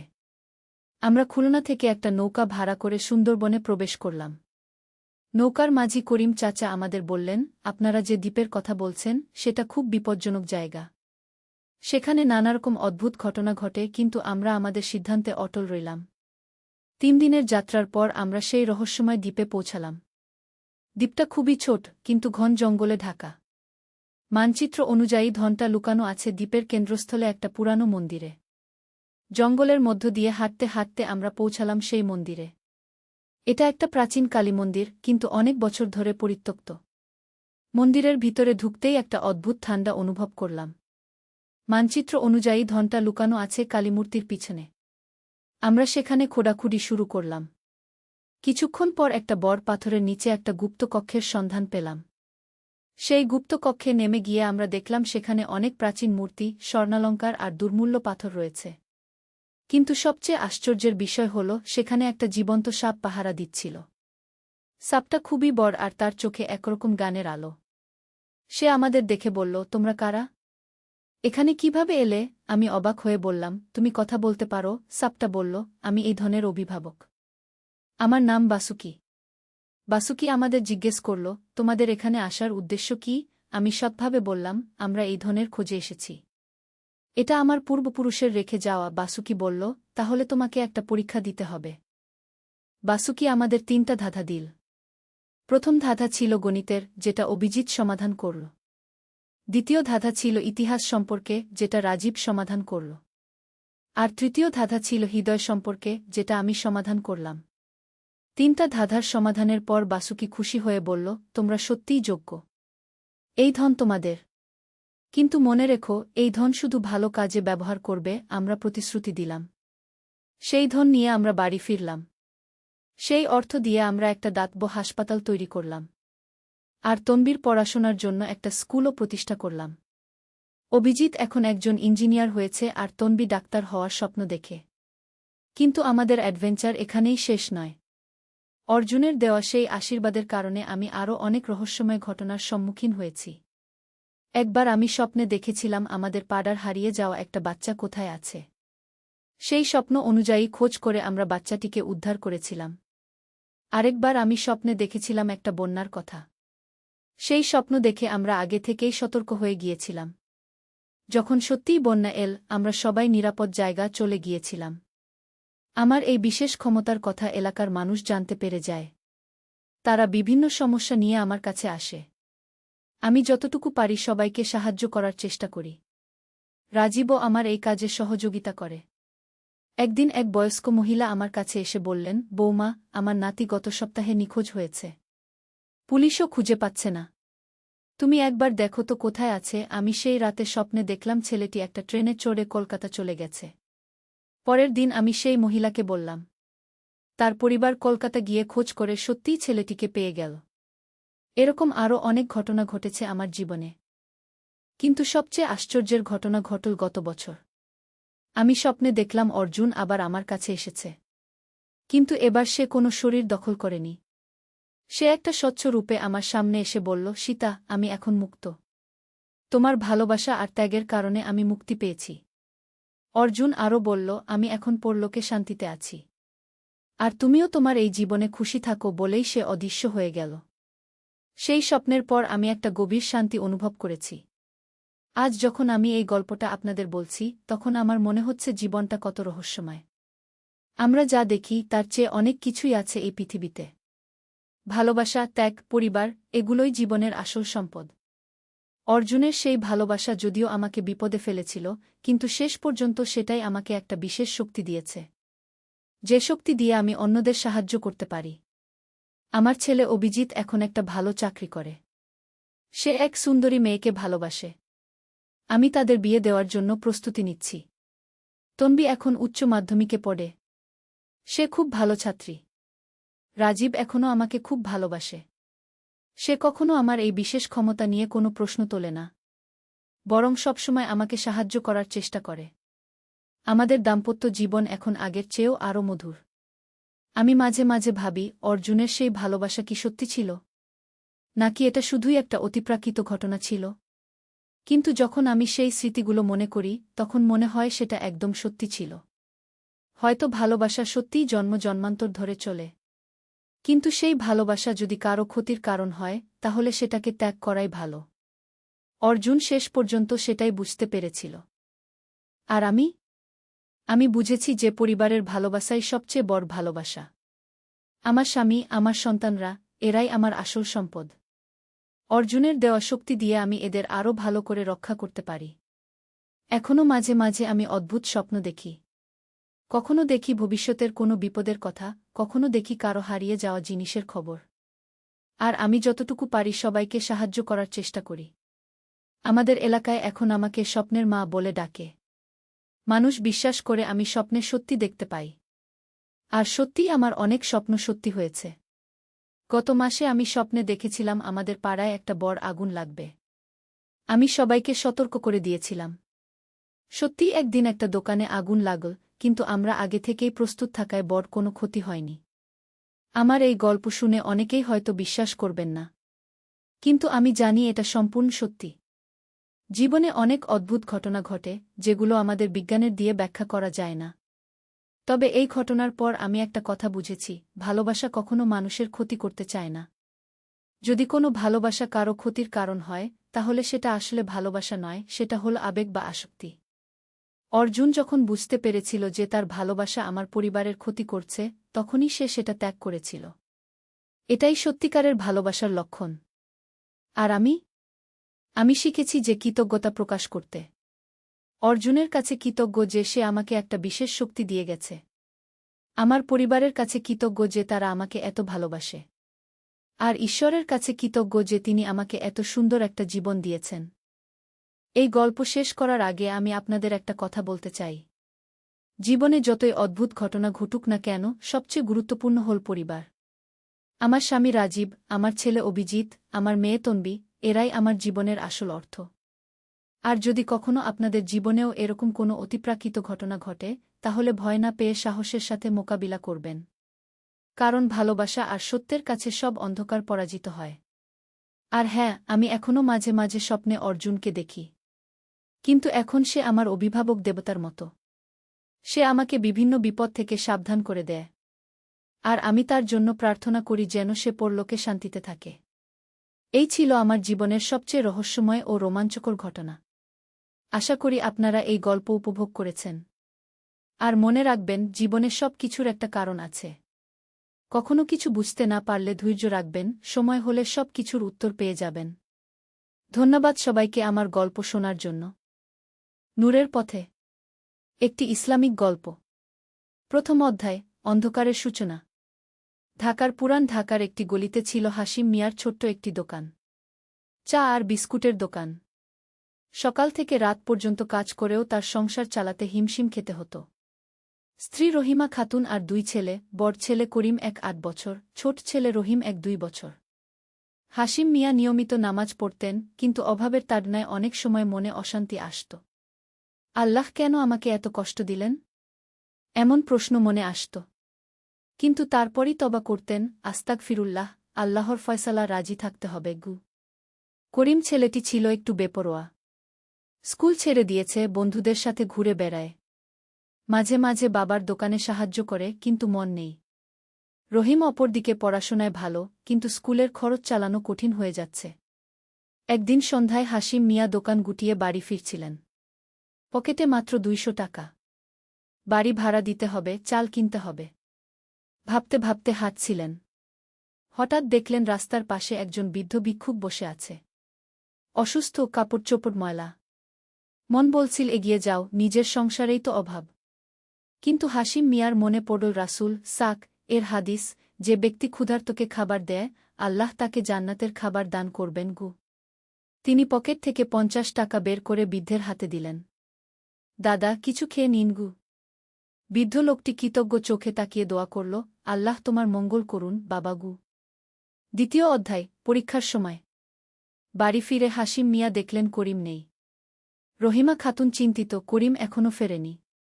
কোথায় যে থাকে সারাদিন। রাত 1:00টার দিকে করিম ঘরে ঢুকল। চোখে বিষাদ, চুল এলোমেলো। বাবা জিজ্ঞেস করলেন, কোথায় ছিলি? বন্ধুদের সাথে কুসংক্ষিপ্ত উত্তর। করিম, একটা কাজ করা দরকার। কিন্তু তুমি এভাবে ঘুরে বেড়ালে তো হবে না। আমার সাথে দোকানে সাহায্য কর। পড়াশোনা করতে না পারলেও অন্তত কিছু কাজ শিখি। করিম কিছু না বলে নিজের ঘরে চলে গেল। পরের দিন সকালে হাসিম মিয়া ফজরের নামাজ পড়ে দোকানের জন্য রওনা দিলেন। দোকানে গিয়ে দেখেন এক অদ্ভুত ব্যাপার, রাতে দোকানের সামনে একটা ব্যাগ পড়ে আছে। ভেতরে 5,000 টাকা। হাসিম মিয়ার প্রথম চিন্তা, এটা হারাম সম্পদ। কার টাকা তা জানা দরকার। তিনি আশপাশের দোকানদারদের জিজ্ঞেস করলেন। কেউ জানে না। সারাদিন অপেক্ষা করলেন, কেউ খোঁজ করতে আসল না। সন্ধ্যায় একজন যুবক এসে জিজ্ঞেস করল, ভাইজান, এখানে একটা টাকার ব্যাগ পাওয়া গেছে নাকি? আমার বাবার ওষুধের টাকা হারিয়ে গেছে গি। হাসিম মিয়া জিজ্ঞেস করলেন, কত টাকা ছিল? কি ব্যাগে? 5,000 টাকা, কালো রঙের একটা কাপড়ের ব্যাগে গি। বর্ণনা মিলে গেল। হাসিম মিয়া টাকা ফিরিয়ে দিলেন। যুবক অনেক দোয়া করল। চাচা, আপনি ফেরেশতার মতো। আল্লাহ আপনার ভালো করবেন গো। হাসিম মিয়া বললেন, বাবা, এটা আমার কাজ। অন্যের সম্পদ ফিরিয়ে দেওয়া প্রতিটি মুসলিমের দায়িত্ব। তৃতীয় অধ্যায়, করিমের পথভ্রষ্টতা।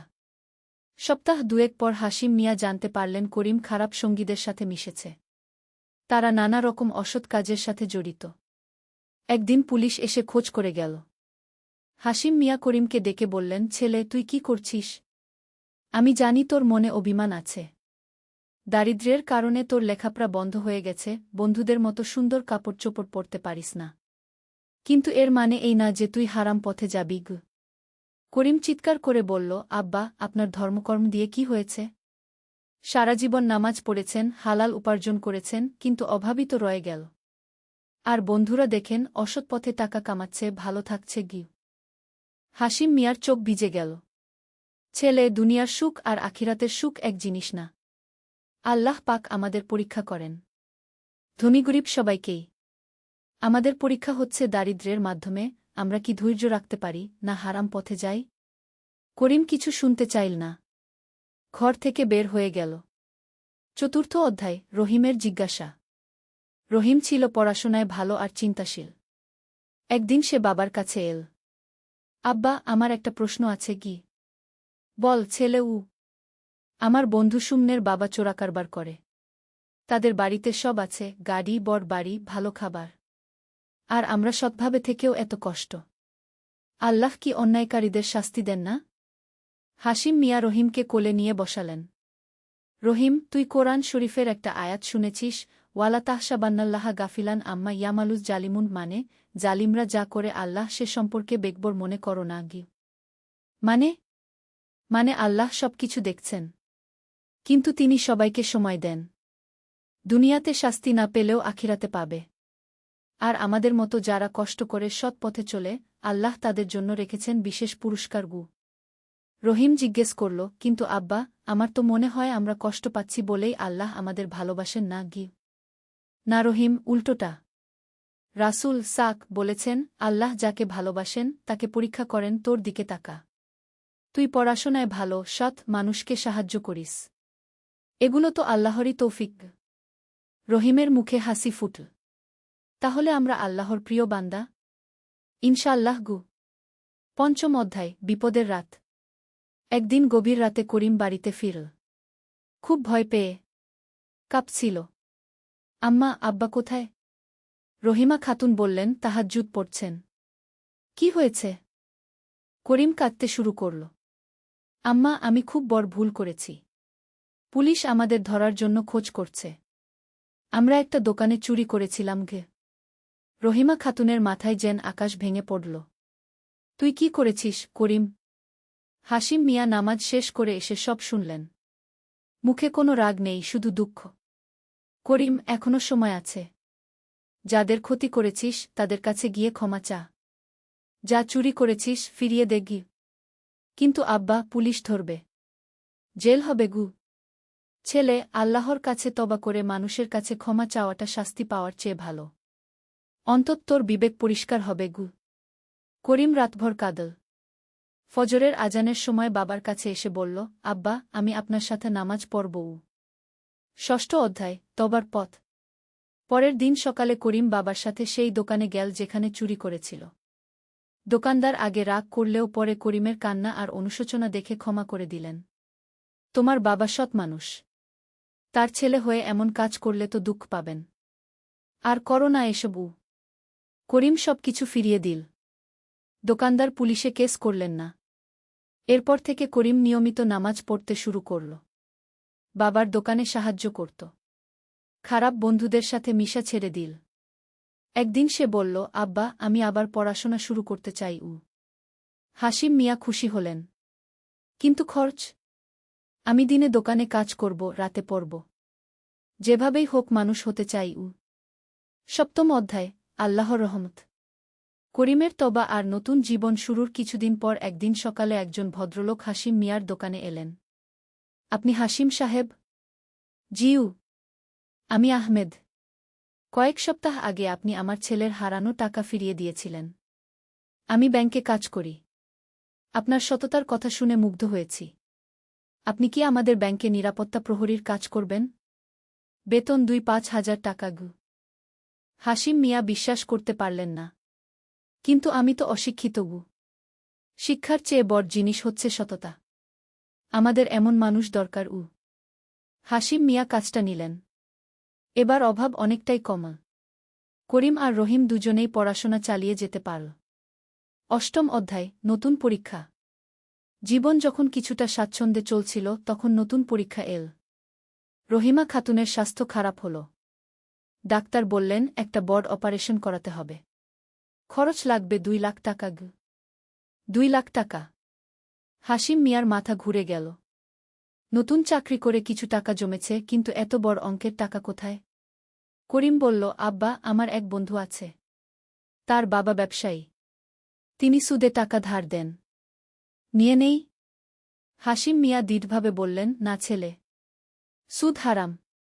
আল্লাহ এবং তার রাসূল সুদখোরদের বিরুদ্ধে যুদ্ধ ঘোষণা করেছেন। তোর মায়ের চিকিৎসার জন্য হারাম পথে যেতে পারি না গে। রহিম বলল, তাহলে কি করব আব্বা? আল্লাহর কাছে দোয়া কর। তিনিই একমাত্র সমাধানদাতা গু। পরিবারের সবাই রাতভর দোয়া করল। হাসিম মিয়া তাহাজ্জুদ পড়ে কান্নায় ভেঙে পড়লেন। আল্লাহ, আমি আপনার বান্দা। আমার স্ত্রীকে সুস্থ করে দিন। আমার সাধ্যের বাইরে এই খরচ। কিন্তু হারাম পথে যেতে পারব না গে। নবম অধ্যায়, অলৌকিক সমাধান। পরের দিন সকালে হাসিম মিয়া ব্যাংকে কাজে গিয়েছেন। ম্যানেজার সাহেব ডাকলেন। হাসিম সাহেব, আপনার একটা খবর আছে কি? হাসিম মিয়া ভয়ে ভয়ে জিজ্ঞেস করলেন, কি খবর স্যার? আপনার নামে একটা চিঠি এসেছে। বিদেশ থেকে গু। চিঠি খুলে দেখা গেল এটা সৌদি আরব থেকে। লিখেছেন আব্দুর রহমান নামে এক ব্যক্তি। প্রিয় ভাই হাসিম, আমি আব্দুর রহমান। ২০ বছর আগে ঢাকায় আপনার এলাকায় থাকতাম। একদিন আমি পথে অসুস্থ হয়ে পড়েছিলাম। আপনি আমাকে সাহায্য করেছিলেন। হাসপাতালে নিয়ে গিয়েছিলেন। আমার কাছে তখন টাকা ছিল না, আপনি চিকিৎসার খরচ দিয়েছিলেন। আমি প্রতিজ্ঞা করেছিলাম একদিন এই টাকা ফিরিয়ে দেব। আল্লাহর রহমতে এখন সৌদি আরবে ভালো চাকরি করি। আপনার ঠিকানা খুঁজে বের করতে অনেক চেষ্টা করেছি। অবশেষে পেয়েছি। এই চিঠির সাথে আপনার জন্য ৫ লাখ টাকার একটা চেক পাঠাচ্ছি। এটা আমার কৃতজ্ঞতার নিদর্শন। আল্লাহ আপনার মঙ্গল করুন গো। হাসিম মিয়া কাঁদতে শুরু করলেন। তিনি ভুলেই গিয়েছিলেন সেই ঘটনার কথা। ২০ বছর আগে এক অসুস্থ যুবককে হাসপাতালে নিয়ে গিয়ে চিকিৎসার খরচ দিয়েছিলেন। আজ আল্লাহ সেই নেকির বিনিময় পাঠিয়ে দিয়েছেন। ১০ম অধ্যায়, শিক্ষা আর উপলব্ধি। রহিমা খাতুনের অপারেশন সফল হল। সে সুস্থ হয়ে বাড়ি ফিরল। পরিবারে আনন্দ। করিম এই ঘটনা দেখে আরও বেশি ধর্মকর্মে মন দিল। সে বুঝল আল্লাহর রহমত কত বিস্ময়কর। রহিম বলল, আব্বা, আল্লাহ কিন্তু আপনার সততার পুরস্কার দিয়েছেন গু। না রহিম, আল্লাহ আমাদের পরীক্ষা নিয়েছেন। দেখতে চেয়েছেন আমরা কষ্টের সময় সৎ পথে থাকি কিনা। আমরা হারাম পথে না গিয়ে তার উপর ভরসা রেখেছি। তাই তিনি সাহায্য করেছেন গু। করিম বলল, আব্বা, আমি আগে বুঝতে পারিনি। ভেবেছিলাম ধর্ম মানলে শুধু কষ্টই পেতে হয়। কিন্তু দেখলাম আল্লাহ সবসময় আমাদের দেখছেন গু। একাদশ অধ্যায়, সমাজসেবা। অর্থনৈতিক অবস্থা ভালো হওয়ার পর হাসিম মিয়া সমাজসেবায় আরও বেশি মনোযোগ দিলেন। মসজিদে নিয়মিত দান করতেন। গরিব ছাত্রছাত্রীদের বৃত্তি দিতেন। করিম আর রহিম দুজনেই পড়াশোনায় ভালো করছিল। করিম আইন পড়তে চাইল। বলল, আব্বা, আমি উকিল হয়ে গরিব মানুষদের বিনামূল্যে আইনি সহায়তা দিতে চাই। রহিম বলল, আমি ডাক্তার হব। গরিব রোগীদের বিনামূল্যে চিকিৎসা দেবগু। হাসিম মিয়া খুশি হলেন। তোরা দুজনেই মানুষের সেবা করতে চাইছিস। এটাই আসল সফলতা গু। দ্বাদশ অধ্যায়, কমিউনিটিতে প্রভাব। হাসিম মিয়ার পরিবারের পরিবর্তন দেখে এলাকার অনেক মানুষ প্রভাবিত হল। যারা আগে ভাবত ধর্ম মানলে দারিদ্র্য আসে, তারা বুঝল সততা আর ধৈর্যের ফল কত মধুর। পাড়ার এক যুবক জহিরুল এসে করিমকে বলল, ভাই, আমিও তোমার মতো খারাপ পথে ছিলাম। তোমার পরিবারের গল্প শুনে মন পরিবর্তন হয়েছে। আমি কি তোমাদের সাথে নামাজ পড়তে পারি? করিম খুশি হয়ে বলল, অবশ্যই। চল, আমরা একসাথে আল্লাহর পথে চলি গু। এভাবে ধীরে ধীরে পুরো এলাকায় একটা ইতিবাচক পরিবর্তন আসতে শুরু করল। মানুষজন আরও ধার্মিক হল, সততার গুরুত্ব বুঝল। ত্রয়োদশ অধ্যায়, নতুন প্রজন্মের স্বপ্ন। কয়েক বছর পর করিম আইন পাশ করে উকিল হল।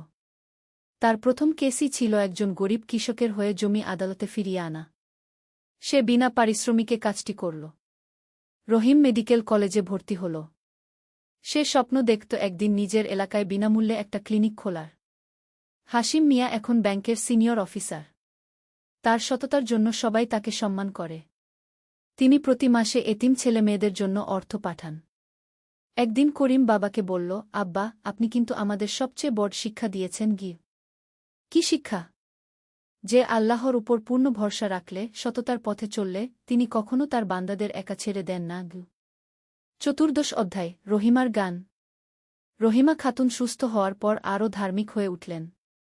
তিনি পাড়ার মহিলাদের কোরআন শেখানো শুরু করলেন। তার কাছে প্রায় মহিলারা এসে জীবনের নানা সমস্যার সমাধান চাইত। একদিন এক মহিলা এসে বলল, ভাবি, আমার স্বামী বেকার। সংসারে অভাব। ছেলে মেয়েদের পড়ানোর পয়সা নেই। মনে হয় আল্লাহ আমাদের ভুলে গেছেন গু। রহিমা খাতুন বললেন, বোন, আল্লাহ কাউকে ভোলেন না। আমাদেরও তো এমন দিন গেছে। কিন্তু আল্লাহ আমাদের ধৈর্যের পরীক্ষা নিয়েছেন। তুমি হালাল পথে থাক, নামাজ পড়, দোয়া কর। দেখবে আল্লাহ সমাধান দিয়ে দেবেন গুই। এই পরামর্শে অনেক পরিবার উপকৃত হল। রহিমা খাতুনের দোয়া আর উপদেশ এলাকায় বিখ্যাত হয়ে গেল। পঞ্চদশ অধ্যায়, করিমের বিয়ে। করিম যখন ২-৫ বছর বয়সে পৌঁছাল, বাবা মা তার বিয়ের কথা ভাবতে শুরু করলেন। কিন্তু করিম বলল, আব্বা, আমি এমন মেয়েকে বিয়ে করতে চাই যে ধার্মিক, সৎ, আর আমার মতোই মানুষের সেবা করতে চায় গু। হাসিম মিয়া বললেন, এটাই তো আসল কথা। টাকা পয়সা, রূপযৌবন সব শেষ হয়ে যায়। কিন্তু ভালো চরিত্র আর ধর্মভীরুতা সারা জীবন থাকে গু। কিছুদিন পর পরিচিত এক পরিবারে মেয়ে দেখা গেল। মেয়েটির নাম সালমা।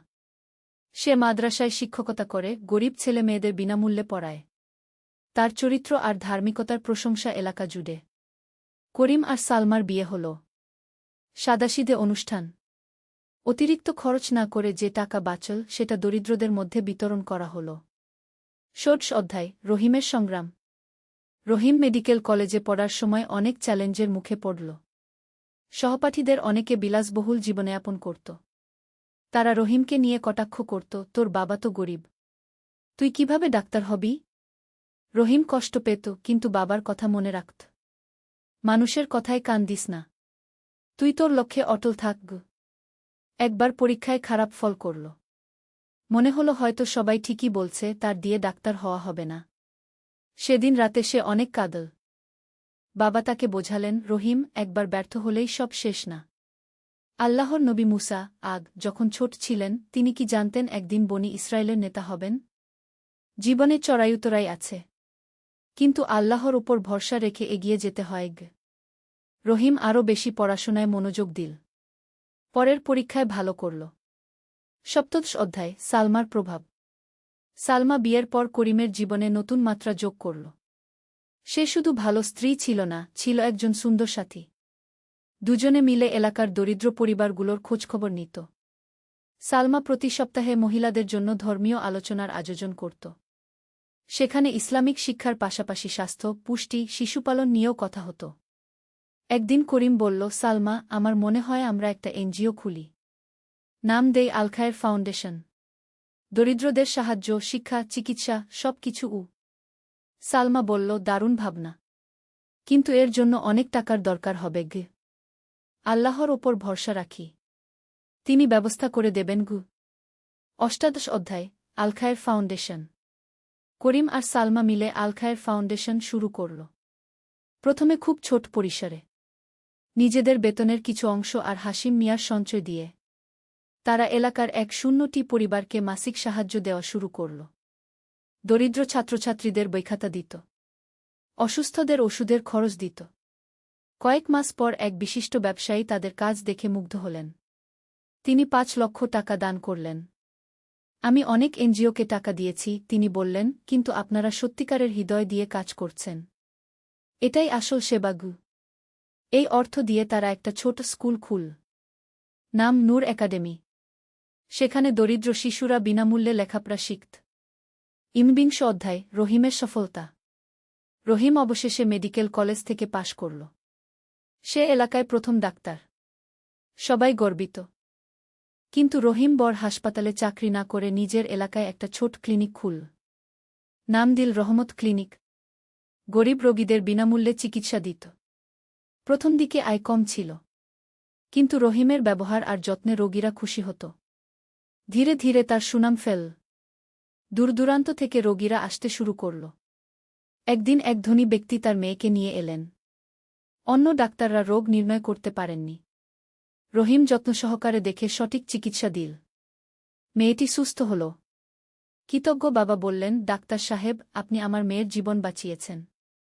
আমি আপনার ক্লিনিকের জন্য 100 লক্ষ টাকা দান করছি।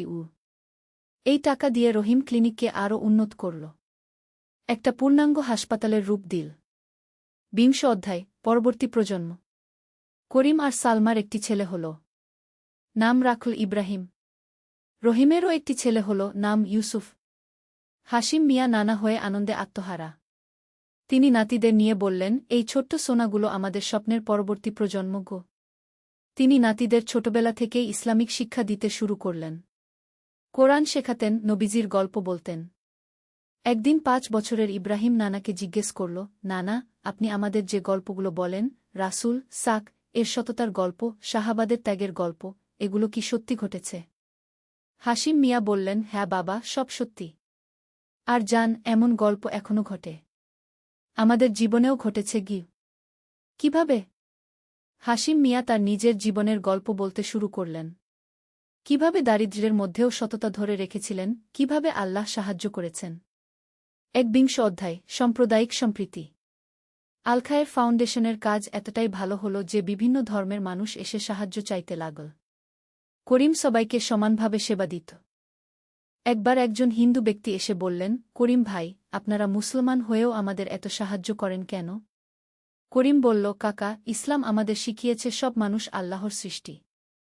ধর্মজাত নির্বিশেষে মানুষের সেবা করা আমাদের দায়িত্ব। এই কথায় হিন্দু ভদ্রলোক এতই মুগ্ধ হলেন যে তিনি নিজেও ফাউন্ডেশনে নিয়মিত দান করতে শুরু করলেন। এলাকায় সাম্প্রদায়িক সম্প্রীতি আরও দৃঢ় হল। সবাই বুঝল যে সত্যিকারের ধর্ম কখনো বিদ্বেষ শেখায় না, শেখায় ভালোবাসা আর মানবসেবা। ২০ অধ্যায় হাশিম মিয়ার উপলব্ধি। ৬-৫ বছর বয়সে হাশিম মিয়া অবসর নিলেন। কিন্তু কাজ থেমে থাকল না। তিনি পুরোপুরি সময় দিলেন সমাজসেবায়। একদিন সন্ধ্যায় তিনি ছাদে বসে আছেন। রহিমা খাতুন এসে পাশে বসলেন। কি ভাবছেন? ভাবছি, আল্লাহ কত মেহেরবান। একসময় ভেবেছিলাম তিনি হয়তো আমাদের পরীক্ষা করছেন কেন। আজ বুঝি সেই কষ্টের দিনগুলোই আমাদের এই সুখের দিনগুলোর জন্য প্রস্তুত করেছে। কিভাবে? দারিদ্র্য আমাদের শিখিয়েছে অন্যের কষ্ট বুঝতে। কষ্ট আমাদের আল্লাহর কাছাকাছি নিয়ে গেছে। আর আল্লাহর উপর ভরসা আমাদের শক্তি দিয়েছে যে কোনো পরিস্থিতি মোকাবেলা করার। আলহামদুলিল্লাহ। ২৩ অধ্যায় নতুন চ্যালেঞ্জ। জীবন যখন সুখে শান্তিতে কাটছে তখন নতুন এক চ্যালেঞ্জ এল। এলাকায় কিছু চরমপন্থী গ্রুপ ধর্মের নামে বিভ্রান্তি ছড়ানো শুরু করল। তারা বলত প্রকৃত ইসলাম হল কঠোর, অন্য ধর্মের মানুষদের সাথে মিশা যাবে না। করিম বুঝল এই বিষয়ে কিছু করতে হবে। তিনি এলাকার যুবকদের নিয়ে ইসলামিক আলোচনা সভা শুরু করলেন। ভাইয়েরা, করিম বলল, ইসলাম শান্তির ধর্ম। রাসূল বিভিন্ন ধর্মের মানুষের সাথে সহাবস্থান করেছেন। তিনি কখনো জোর করে কাউকে ইসলাম গ্রহণ করতে বলেননি। একজন যুবক প্রশ্ন করল, কিন্তু কোরআনে তো জিহাদের কথা আছে। করিম বোঝালেন, জিহাদের প্রকৃত অর্থ হল আত্মসংগ্রাম, নিজের মনের খারাপ প্রবৃত্তির বিরুদ্ধে লড়াই। আর যদি যুদ্ধের কথা বলি, সেটাও শুধুমাত্র আত্মরক্ষার জন্য, আগ্রাসনের জন্য নয়। এই আলোচনায় অনেক যুবক সঠিক ইসলাম বুঝতে পারল। চরমপন্থীদের প্রভাব কমে গেল। ২৪ অধ্যায় শিক্ষার আলো। নূর একাডেমি এখন একটা পূর্ণাঙ্গ স্কুল। সেখানে ৫০০ শিশু পড়াশোনা করে। শুধু বইয়ের শিক্ষা নয়, নৈতিক শিক্ষাও দেওয়া হয়। একদিন স্কুলের একটি ছাত্র, নাম সোহান, করিম স্যারের কাছে এল। স্যার, আমার বাবা বলেছেন লেখাপড়া করে কি হবে? গরিবের ছেলে তো গরিবই থাকবে। করিম সোহানকে বসালেন। সোহান, আমার নানা একসময় এমনই ভাবতেন। কিন্তু দেখ, শিক্ষার মাধ্যমে আমার বাবা ব্যাংকের অফিসার হয়েছেন। আমি উকিল, আমার ছোট চাচা ডাক্তার। শিক্ষাই পারে তোমাদের ভাগ্য বদলাতে।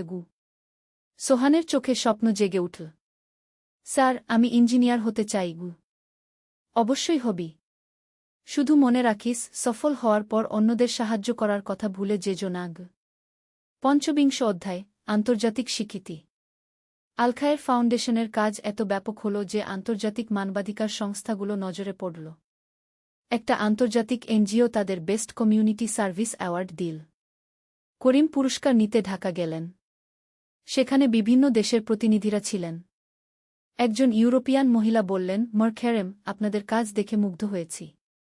আপনারা কি আন্তর্জাতিক সাহায্য নিতে চান? করিম বললেন, অবশ্যই। কিন্তু একটা শর্ত আছে। আমাদের মূল নীতি সততা আর নিঃস্বার্থ সেবা, এটাই কোনো আপস করব না। অ্যাবসোলুটলি। আমরা তো এই নীতির জন্যই আপনাদের পছন্দ করেছি। ২৬ অধ্যায় বার্ধক্যের প্রজ্ঞা। ৭০ বছর বয়সে হাশিম মিয়া আরও বেশি সময় ইবাদতবন্দেগিতে দিতে শুরু করলেন। তাহাজ্জুদ, জিকির, কোরআন তেলাওয়াত, এগুলোতে নিয়মিত। একদিন নাতি ইব্রাহিম, এখন ৫ বছর বয়স, নানাকে জিজ্ঞেস করল, নানা, আপনি কি কখনো অনুশোচনা করেন? মানে ভাবেন যদি অসৎ পথে টাকা কামাতেন তাহলে আরও ধনী হতে পারতেন? হাশিম মিয়া হাসলেন। ইব্রাহিম, আমি যা পেয়েছি তাতে আমি অনেক খুশি। কিন্তু আসল কথা হল, আমি যে শান্তি পেয়েছি, যে নিষ্কলুষ ঘুম পাই রাতে, যেভাবে আল্লাহর কাছে সাহায্য চাইতে পারি, এগুলো অসৎ টাকায় পাওয়া সম্ভব না। মানে হল পার্থিব সম্পদের চেয়ে মানসিক শান্তি আর আল্লাহর সাথে সম্পর্ক বেশি মূল্যবান। আর দেখ, আল্লাহ আমাদের দুনিয়াতেও ভালো রেখেছেন, আখিরাতের জন্যও আশা রাখতে পারি। ২৭ অধ্যায় নতুন স্বপ্ন। এখন করিমের ছেলে ইব্রাহিম আর রহিমের ছেলে ইউসুফ বড় হচ্ছে। ইব্রাহিম চায় কম্পিউটার ইঞ্জিনিয়ারিং পড়তে। ইউসুফ চায় আন্তর্জাতিক আইন নিয়ে পড়া। সত্যের তরবারি। একটি ইসলামিক যুদ্ধকাহিনী। প্রথম অধ্যায় বিশ্বাসের আগুন। আন্দালুসিয়ার পাহাড়ি অঞ্চলে সূর্যোদয়ের সাথে সাথে আজানের সুমধুর ধ্বনি বেজে উঠল। মসজিদের মিনার থেকে মুয়াজ্জিনের কণ্ঠে আল্লাহু আকবার কি শব্দ প্রতিধ্বনিত হচ্ছিল চারদিকে। এই শব্দ শুনে তরুণ যোদ্ধা হারিস ইবনে আবদুল্লাহ তার নামাজের জায়নামাজ বিছিয়ে দিল। হারিস ছিল মাত্র ২৫ বছর বয়সী এক দক্ষ যোদ্ধা। তার পিতা আবদুল্লাহ ইবনে উমর ছিলেন এই অঞ্চলের একজন সম্মানিত আমির। হারিসের চোখ দুটি ছিল গভীর কালো, যেন রাতের আকাশের মতো, আর তার মুখমণ্ডলে ছিল দৃঢ়তা আর ঈমানের ছাপ। তার হাতে ছিল একটি বিশেষ তরবারি, যার নাম ছিল সাইফুল হক সত্যের তরবারি। ফজরের নামাজ শেষ করে হারিস বাইরে এসে দেখতে পেল তার বন্ধু ও সহযোদ্ধা উমর ইবনে সাদ ছুটে আসছে। উমরের মুখে ছিল উদ্বেগের ছাপ। হারিস ভাই, উমর হাঁপাতে হাঁপাতে বলল, খবর পেয়েছি, রাজা আলফোনসোর বিশাল সেনাবাহিনী আমাদের দিকে এগিয়ে আসছে। তারা আমাদের গ্রামগুলো ধ্বংস করে দিতে চায় এবং আমাদের মসজিদগুলো ভেঙে ফেলতে চায়। হারিসের চোখে ক্রোধের আগুন জ্বলে উঠল। কিন্তু সে শান্ত স্বরে বলল, উমর, আল্লাহ তাআলা বলেছেন, তোমরা যুদ্ধ করো তাদের বিরুদ্ধে যারা তোমাদের বিরুদ্ধে যুদ্ধ করে, আমরা শুধু আত্মরক্ষার জন্যই যুদ্ধ করব, অন্যায় আগ্রাসনের জন্য নয়। দুই বন্ধু তাড়াতাড়ি গেল হারিসের পিতা আমির আবদুল্লাহের কাছে। আমির আবদুল্লাহ ছিলেন একজন অভিজ্ঞ নেতা এবং জ্ঞানী মানুষ। তার দাড়ি ছিল সাদা, কিন্তু চোখে ছিল যৌবনের তেজ। আব্বু, হারিস বলল, শত্রুরা আমাদের দিকে এগিয়ে আসছে। আমাদের কি করা উচিত? আমির আবদুল্লাহ কিছুক্ষণ চিন্তা করে বললেন, বেটা হারিস, প্রথমে আমরা আল্লাহর কাছে দোয়া করব। তারপর আমরা প্রতিবেশী মুসলিম গ্রামগুলোর সাথে যোগাযোগ করব। একসাথে আমরা শক্তিশালী। মনে রাখ, আল্লাহ তাআলা বলেছেন, আর তোমরা আল্লাহর রজ্জুকে দৃঢ়ভাবে ধারণ কর এবং পরস্পর বিচ্ছিন্ন হজো না। দ্বিতীয় অধ্যায়, ঐক্যের শক্তি। পরের দিন থেকেই শুরু হল প্রস্তুতির কাজ। হারিস এবং তার সাথীরা বিভিন্ন গ্রামে গিয়ে মুসলিমদের একত্রিত করতে লাগল। তারা দেখল যে সবাই একইভাবে উদ্বিগ্ন এবং প্রস্তুত। একদিন হারিস পৌঁছাল বাইতুল হিকমাহ নামক একটি গ্রামে। এই গ্রামে বাস করতেন বিখ্যাত আলেম শায়েখ ইউসুফ আল-আন্দালুসি। শায়েখ ইউসুফ ছিলেন একজন বয়স্ক মানুষ, কিন্তু তার জ্ঞান আর প্রজ্ঞা ছিল অসাধারণ। শায়েখ, হারিস বিনয়ের সাথে বলল, আমরা একটা কঠিন সময়ের মুখোমুখি। আপনার পরামর্শ চাই। শায়েখ ইউসুফ হারিসের দিকে তাকিয়ে মৃদু হেসে বললেন, বেটা, তুমি কি জান বদরের যুদ্ধের কথা? মুসলিমরা ছিল মাত্র ৩১৩ জন, আর কাফেররা ছিল ১০০০ জন। কিন্তু আল্লাহ তাআলার সাহায্যে মুসলিমরা জিতেছিল। কারণ তাদের ছিল দৃঢ় ঈমান, একতা, আর ন্যায়ের পক্ষে লড়াইয়ের সংকল্প। তিনি আরও বললেন, যুদ্ধে যাওয়ার আগে তোমাদের ৩টি কাজ করতে হবে। প্রথম, আল্লাহর কাছে তওবা কর এবং তার সাহায্য প্রার্থনা কর। দ্বিতীয়, তোমাদের পরিবার আর অন্যদের সাথে সব দ্বন্দ্ব মিটিয়ে ফেল। তৃতীয়, মনে রাখ যে তোমরা শুধু আল্লাহর সন্তুষ্টির জন্য যুদ্ধ করছ, কোনো ব্যক্তিগত স্বার্থের জন্য নয়। হারিস শায়েখের কথা মনোযোগ দিয়ে শুনল এবং বুঝল যে এই যুদ্ধ শুধু শারীরিক নয়, এটা আধ্যাত্মিক যুদ্ধ। সেদিন রাতে হারিস দীর্ঘ সময় ধরে নামাজ পড়ল এবং আল্লাহর কাছে দোয়া করল। সে বলল, হে আল্লাহ, আপনি আমাদের ঈমান বৃদ্ধি করুন, আমাদের ঐক্যবদ্ধ রাখুন এবং আমাদের শত্রুদের বিরুদ্ধে সাহায্য করুন। আমরা আপনার দ্বীনকে রক্ষা করার জন্য যুদ্ধ করতে চাই। তৃতীয় অধ্যায়, যুদ্ধের প্রস্তুতি। ৩ সপ্তাহ পর মুসলিম যোদ্ধারা একত্রিত হল। তাদের সংখ্যা ছিল প্রায় ৮০০ জন। প্রত্যেকেই ছিল দক্ষ যোদ্ধা এবং দৃঢ় মুমিন। তাদের মধ্যে ছিল তরবারিবাজ, তীরন্দাজ এবং অশ্বারোহী। হারিসকে নিযুক্ত করা হল এক বিশেষ দলের নেতা হিসেবে। তার দলে ছিল ৫০০ জন নির্বাচিত যোদ্ধা। এরা সবাই ছিল তরুণ, সাহসী এবং আল্লাহর পথে জান দিতে প্রস্তুত। যুদ্ধের আগের রাতে সবাই একসাথে মাগরিবের নামাজ পড়ল। নামাজের পর আমির আবদুল্লাহ সবার সামনে একটি ভাষণ দিলেন। হে মুজাহিদগণ, তিনি বললেন, কাল আমরা যুদ্ধে যাব। কিন্তু মনে রাখবেন, আমরা কোনো অন্যায় আগ্রাসনকারী নই। আমরা আমাদের দ্বীন, আমাদের পরিবার এবং আমাদের মাতৃভূমি রক্ষা করতে যাচ্ছি। তিনি আরও বললেন, যুদ্ধে আমাদের নিয়ম হবে ইসলামের নিয়ম। আমরা কোনো নিরীহ মানুষকে হত্যা করব না, কোনো গাছ কাটব না অহেতুক, কোনো ইবাদতখানা ধ্বংস করব না। আমরা শুধু তাদের সাথে যুদ্ধ করব যারা আমাদের সাথে যুদ্ধ করে। সেই রাতে হারিস তার তরবারি সাইফুল হক পরিষ্কার করল এবং তাতে তেল মাখল। এই তরবারিটি ছিল তার দাদার উপহার, যিনি এই তরবারি দিয়ে বহু ন্যায়ের যুদ্ধ করেছিলেন। তরবারির গায়ে আরবিতে খোদাই করা ছিল, ওয়ামা নাসরু ইল্লা মিন ইন্দিল্লাহ, আর সাহায্য কেবল আল্লাহর পক্ষ থেকেই আসে। চতুর্থ অধ্যায়, যুদ্ধক্ষেত্রে। ফজরের নামাজের পর মুসলিম সেনাবাহিনী রওনা দিল। তারা ওয়াদি আল সুহাদাক, শহীদদের উপত্যকা নামক একটি স্থানে পৌঁছাল। এখানেই তারা শত্রু বাহিনীর সম্মুখীন হবে। সূর্য যখন আকাশের মধ্যগগনে তখন দেখা গেল রাজা আলফোনসোর বিশাল সেনাবাহিনী।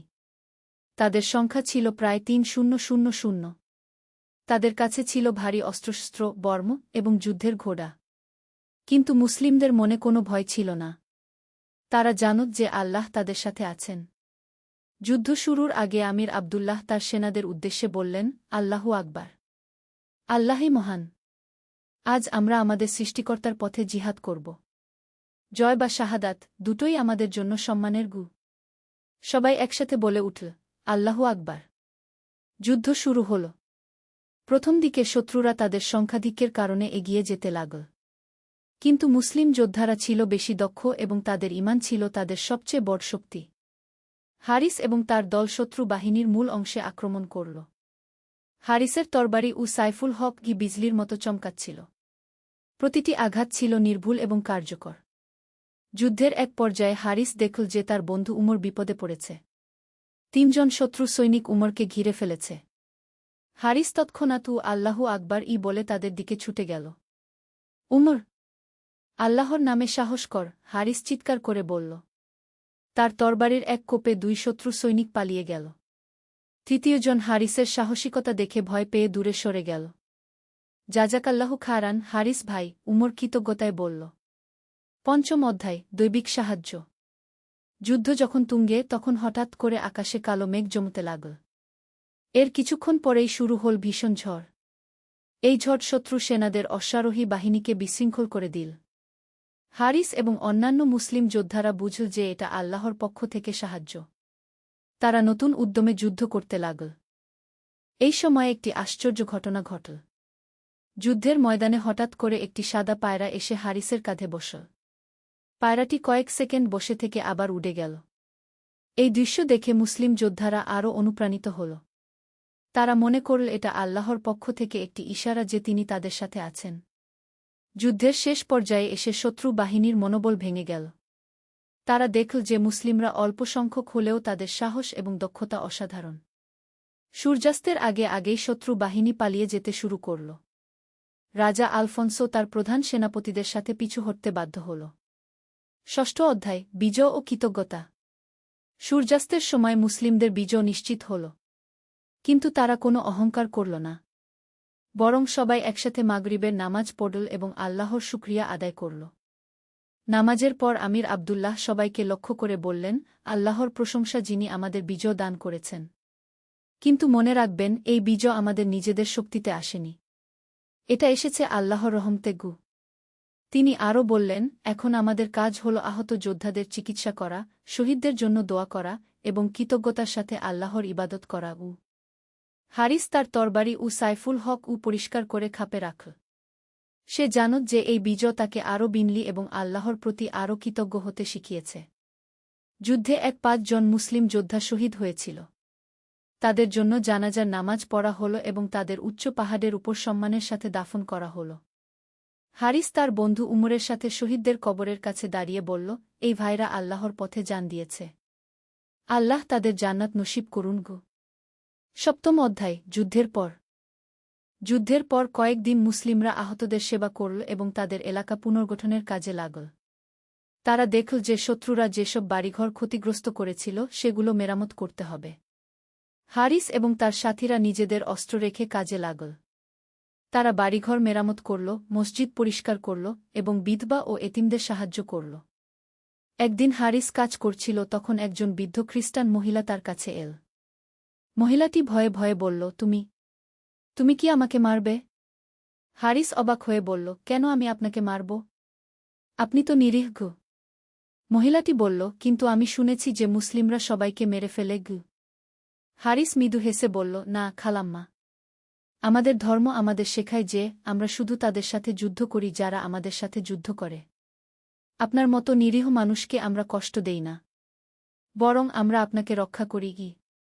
মহিলাটি আশ্চর্য হয়ে বলল, সত্যি? কিন্তু তোমরা তো জিতেছ। জয়ীরা সবসময় পরাজিতদের কষ্ট দেয়া। হারিস বলল, আমাদের ধর্ম আমাদের ন্যায় বিচার শেখায়। আমাদের নবী মুহাম্মদ সাল্লাল্লাহু আলাইহি ওয়াসাল্লাম বলেছেন, যে ব্যক্তি কোনো চুক্তিবদ্ধ অমুসলিমকে কষ্ট দেয় সে আমার বিরোধী। এই কথা শুনে মহিলাটি খুশি হয়ে বলল, তাহলে আমি নিরাপদ। হ্যাঁ, আপনি সম্পূর্ণ নিরাপদ। আপনি চাইলে আমরা আপনার ঘর মেরামত করে দেব, হারিস বলল। অষ্টম অধ্যায়, শিক্ষা ও প্রজ্ঞা। যুদ্ধের 1 মাস পর হারিস গেল শায়েখ ইউসুফের কাছে। তিনি তখন তার ছাত্রদের দর্স দিচ্ছিলেন। শায়েখ, হারিস বলল, আমি এই যুদ্ধ থেকে অনেক কিছু শিখেছি। কিন্তু আমার মনে একটা প্রশ্ন রয়েছে। বল বেটা, কি প্রশ্ন? শায়েখ ইউসুফ বললেন। আমরা জিতেছি, এটা আল্লাহর রহমত। কিন্তু এর অর্থ কি এই যে আমরা অন্যদের চেয়ে ভালো? হারিস জিজ্ঞেস করল। শায়েখ ইউসুফ মুচকি হেসে বললেন, চমৎকার প্রশ্ন। না বেটা, জয় মানে এই নয় যে আমরা অন্যদের চেয়ে উত্তম। বরং এর মানে হল আল্লাহ আমাদের পরীক্ষা করছেন। তিনি দেখতে চান যে আমরা বিজয়ের পর কেমন আচরণ করি। তিনি আরও বললেন, মনে রাখ, আল্লাহ তাআলা কুরআনে বলেছেন, হে মুমিনগণ, তোমরা ন্যায়ের সাক্ষী হিসেবে আল্লাহর জন্য দাঁড়াও, যদিও তা তোমাদের নিজেদের পিতামাতা ও আত্মীয়দের বিরুদ্ধে হয়। ন্যায় বিচার করা আমাদের ধর্মের মূল কথা। হারিস মাথা নেড়ে বলল, আমি বুঝতে পারছি। যুদ্ধ জেতার পর আমাদের আরও বিনয়ী হতে হবে, আরও দয়ালু হতে হবে। ঠিক বলেছ। আর আরেকটি কথা মনে রাখ, শায়েখ বললেন, এই বিজয় আমাদের দায়িত্ব বাড়িয়ে দিয়েছে। এখন আমাদের এমনভাবে চলতে হবে যেন মানুষ আমাদের চরিত্র দেখে ইসলামের সৌন্দর্য বুঝতে পারে। নবম অধ্যায়, নতুন চ্যালেঞ্জ। 3 মাস পর হারিস জানতে পারল যে রাজা আলফোন্সো আবার একটি বড় সেনাবাহিনী নিয়ে ফিরে আসার পরিকল্পনা করছে। এবার সে অন্যান্য খ্রিস্টান রাজাদের সাথে জোট বেঁধেছে। কিন্তু এই খবর পেয়েও হারিস বিচলিত হল না। সে বুঝেছিল যে জিহাদ শুধু একটি যুদ্ধ নয়, এটি একটি চলমান প্রক্রিয়া। আল্লাহর পথে সংগ্রাম করতে হয় প্রতিদিন, প্রতিটি কাজে। একদিন হারিস তার বাবার কাছে গিয়ে বলল, আব্বু, আমি একটা সিদ্ধান্ত নিয়েছি। কি সিদ্ধান্ত বেটা? আমির আবদুল্লাহ জিজ্ঞেস করলেন। আমি শুধু যুদ্ধের জন্য প্রস্তুতি নেব না, বরং আমাদের সমাজকে আরও শক্তিশালী করে তুলব। আমি দেখেছি যে আমাদের কিছু মানুষ এখনও ইসলামের প্রকৃত শিক্ষা জানে না। আমি তাদের শিক্ষা দেওয়ার ব্যবস্থা করতে চাই। আমির আবদুল্লাহ গর্বিত হয়ে বললেন, মাশাআল্লাহ বেটা, এটাই তো আসল জিহাদ। তরবারি দিয়ে যুদ্ধ করা একটা দিক, কিন্তু জ্ঞান দিয়ে মানুষের হৃদয় জয় করাটা আরও বড় জিহাদ। দশম অধ্যায়, শিক্ষার জিহাদ।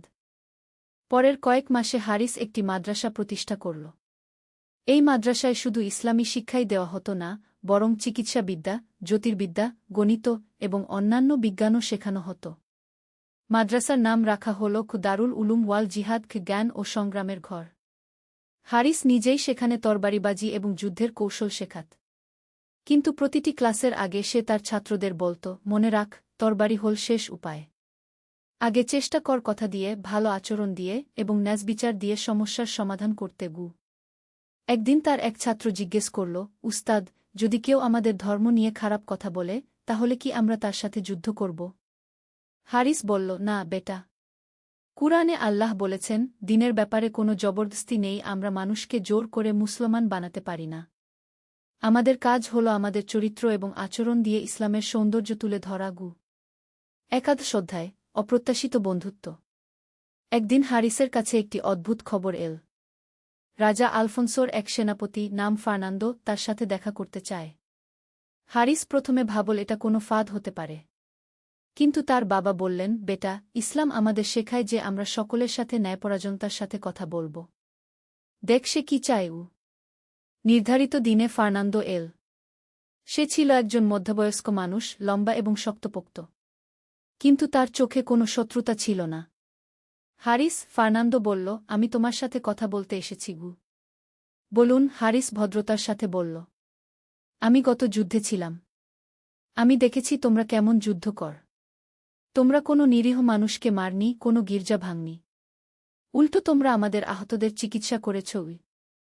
হারিস বলল, এটাই আমাদের ধর্মের শিক্ষা। ফার্নান্দো বলল, আমি আমার রাজাকে বুঝানোর চেষ্টা করেছি যে তোমাদের সাথে শান্তি করা উচিত। কিন্তু সে শুনছে না। আমি চাই তোমরা একটা প্রস্তাব বিবেচনা করগু। কি প্রস্তাব? হারিস জিজ্ঞেস করল। আমি আমার এলাকার মানুষদের সাথে কথা বলেছি। আমরা এই অহেতুক যুদ্ধ চাই না। আমরা চাই শান্তিতে বসবাস করতে। তোমরা তোমাদের এলাকায় থাক, আমরা আমাদের এলাকায় থাকি। একে অপরের সাথে ব্যবসা করি, একে অপরের সাহায্য করি। হারিস এই প্রস্তাবে অবাক হল। সে বলল, আপনি কি জানেন যে আপনার রাজা এই কথা জানলে আপনার কি হতে পারে? ফার্নান্দো বলল, আমি জানি। কিন্তু আমি মনে করি শান্তি যুদ্ধের চেয়ে ভালোও। দ্বাদশ অধ্যায়, শান্তির চেষ্টা। হারিস ফার্নান্দোর প্রস্তাব নিয়ে তার বাবা এবং অন্যান্য নেতাদের সাথে আলোচনা করল। সবাই একমত হল যে শান্তি একটি ভালো বিকল্প। তারা ফার্নান্দোর সাথে একটি চুক্তি করল। এই চুক্তি অনুযায়ী ১. দুই পক্ষ একে অপরের এলাকায় আক্রমণ করবে না। ২. তারা একে অপরের সাথে ব্যবসা করবে। ৩. কোনো পক্ষ অন্য পক্ষের ধর্মীয় স্থানে হামলা করবে না। ৪. আহত বা বিপদগ্রস্ত মানুষকে সাহায্য করবে, তার ধর্ম যাই হোক। এই চুক্তি কয়েক মাস ভালোভাবে চল। দুই পক্ষের মানুষ একসাথে বাজারে যেত, একে অপরের সাথে কথা বলত। ফার্নান্দোর সাথে হারিসের একটা বন্ধুত্বও গড়ে উঠল। একদিন ফার্নান্দো হারিসকে জিজ্ঞেস করল, তুমি আমাকে তোমার ধর্ম সম্পর্কে কিছু বলবে? হারিস বলল, আমাদের ধর্মের মূল কথা হল একমাত্র আল্লাহর ইবাদত করা এবং সব মানুষের সাথে ন্যায়বিচার করা। আমরা বিশ্বাস করি যে সব মানুষ সমান, কালোসাদা আর বনারক সবাই ফার্নান্দো বলল, এটা তো খুব সুন্দর শিক্ষা গো। ত্রয়োদশ অধ্যায়, বিশ্বাসঘাতকতা ও ক্ষমা। কিন্তু এই শান্তি বেশিদিন টিকল না। রাজা আলফোন্সো যখন জানল যে ফার্নান্দো মুসলিমদের সাথে চুক্তি করেছে, তখন সে ক্রুদ্ধ হয়ে ফার্নান্দোকে কারাগারে বন্দী করল। এরপরে রাজা আলফোন্সো রাতের অন্ধকারে হারিসের গ্রামে আক্রমণ করল। এটা ছিল বিশ্বাসঘাতকতা, কারণ চুক্তি অনুযায়ী তারা একে অপরকে আক্রমণ করবে না। এই আক্রমণে হারিসের চাচা আহমেদ ইবনে উমর শহীদ হলেন। কিছু বাড়িঘর পুড়ে গেল এবং মসজিদেরও ক্ষতি হল। হারিস এবং অন্যান্যরা খুব রেগে গেল। কিছু যোদ্ধা বলল, এখন আমরা তাদের সব কিছু ধ্বংস করে দেব। তারা বিশ্বাসঘাতকতা করেছে গি। কিন্তু হারিস শান্ত স্বরে বলল, না ভাইরা, আমরা ক্রোধে অন্ধ হয়ে যাব না। আল্লাহ তাআলা বলেছেন, একজনের অপরাধের জন্য অন্যজনকে দায়ী করা হবে না। ফার্নান্দো আমাদের সাথে বিশ্বাসঘাতকতা করেনি, রাজা আলফোন্সো করেছে গি। তিনি আরও বললেন, আমরা আমাদের প্রতিরক্ষার জন্য যুদ্ধ করব, কিন্তু আমরা নিরীহ মানুষদের কষ্ট দেব না গি। চতুর্দশ অধ্যায়, চূড়ান্ত যুদ্ধ। রাজা আলফোন্সো এবার আরও বড় সেনাবাহিনী নিয়ে এল। তার সাথে ছিল ৫,০০০ সৈন্য। তিনি মুসলিমদের সম্পূর্ণভাবে পরাজিত করতে চাইছিলেন। হারিস এবং তার সাথীরা বুঝল যে এটা তাদের জন্য সবচেয়ে কঠিন যুদ্ধ হবে। কিন্তু তারা হাল ছাড়ল না। যুদ্ধের আগের রাতে হারিস দীর্ঘক্ষণ ধরে দোয়া করল। সে বলল, হে আল্লাহ, আপনি আমাদের ঈমান মজবুত করুন। আমরা যদি এই যুদ্ধে মারা যাই, তাহলে আমাদের শহীদের মর্যাদা দিন। আর যদি আমরা জিতি, তাহলে আমাদের অহংকারী বানাবেন না গি। পরদিন সকালে যুদ্ধ শুরু হল। এবার যুদ্ধ ছিল আরও ভয়াবহ। শত্রুদের সংখ্যা ছিল অনেক বেশি এবং তাদের অস্ত্রশস্ত্র ছিল উন্নত। যুদ্ধের এক পর্যায়ে হারিস দেখল যে তার বাবা আমির আবদুল্লাহ গুরুতর আহত হয়েছেন। হারিস তার বাবার কাছে ছুটে গেল। আব্বু, হারিস চিৎকার করে বলল। আমির আবদুল্লাহ দুর্বল স্বরে বললেন, বেটা হারিস, আমি যেতে পারি না। তুমি নেতৃত্ব দাও। আল্লাহর পথে লড়াই করতে থাকবো। আব্বু, আপনি ভালো হয়ে যাবেন, হারিস চোখের পানি ফেলে বলল। না বেটা, আমার সময় এসে গেছে। তুমি আমার গর্ব। আল্লাহ তোমার সাহায্যকারী। এই বলে আমির আবদুল্লাহ শেষ নিঃশ্বাস ত্যাগ করলেন। ইন্নালিল্লাহি ওয়া ইন্না ইলাইহি রাজিউন। পঞ্চদশ অধ্যায়, নেতৃত্ব ও বিজয়। বাবার মৃত্যুতে হারিস প্রথমে কিছুক্ষণ হতবিহ্বল হয়ে গেল। কিন্তু তারপর সে উঠে দাঁড়াল এবং তার তরবারি সাইফুল হককে হাতে নিল। ভাইরা, হারিস উচ্চ স্বরে বলল, আমার পিতা শহীদ হয়েছেন, কিন্তু আমরা হাল ছাড়ব না। আল্লাহু আকবার। সবাই একসাথে বলে উঠল, আল্লাহু আকবার। হারিসের নেতৃত্বে মুসলিম যোদ্ধারা নতুন উদ্যমে যুদ্ধ করতে লাগল। তারা এমন সাহসিকতার সাথে যুদ্ধ করল যে শত্রু সেনারা অবাক হয়ে গেল। যুদ্ধের শেষ পর্যায়ে একটি আশ্চর্য ঘটনা ঘটল। রাজা আলফোন্সোর কিছু সৈন্য যুদ্ধ করতে অস্বীকার করল। তারা বলল যে তারা আর এই অন্যায় যুদ্ধে অংশ নিতে চায় না। এদের মধ্যে ছিল ফার্নান্দোর কিছু বন্ধু, যারা কারাগার থেকে পালিয়ে এসেছিল। তারা হারিসের কাছে এসে বলল, আমরা তোমাদের সাথে যুদ্ধ করতে চাই না, আমরা শান্তি চাই। এই ঘটনায় রাজা আলফোন্সোর সেনাবাহিনীতে বিভেদ সৃষ্টি হল। অনেক সৈন্য যুদ্ধক্ষেত্র ছেড়ে চলে গেল।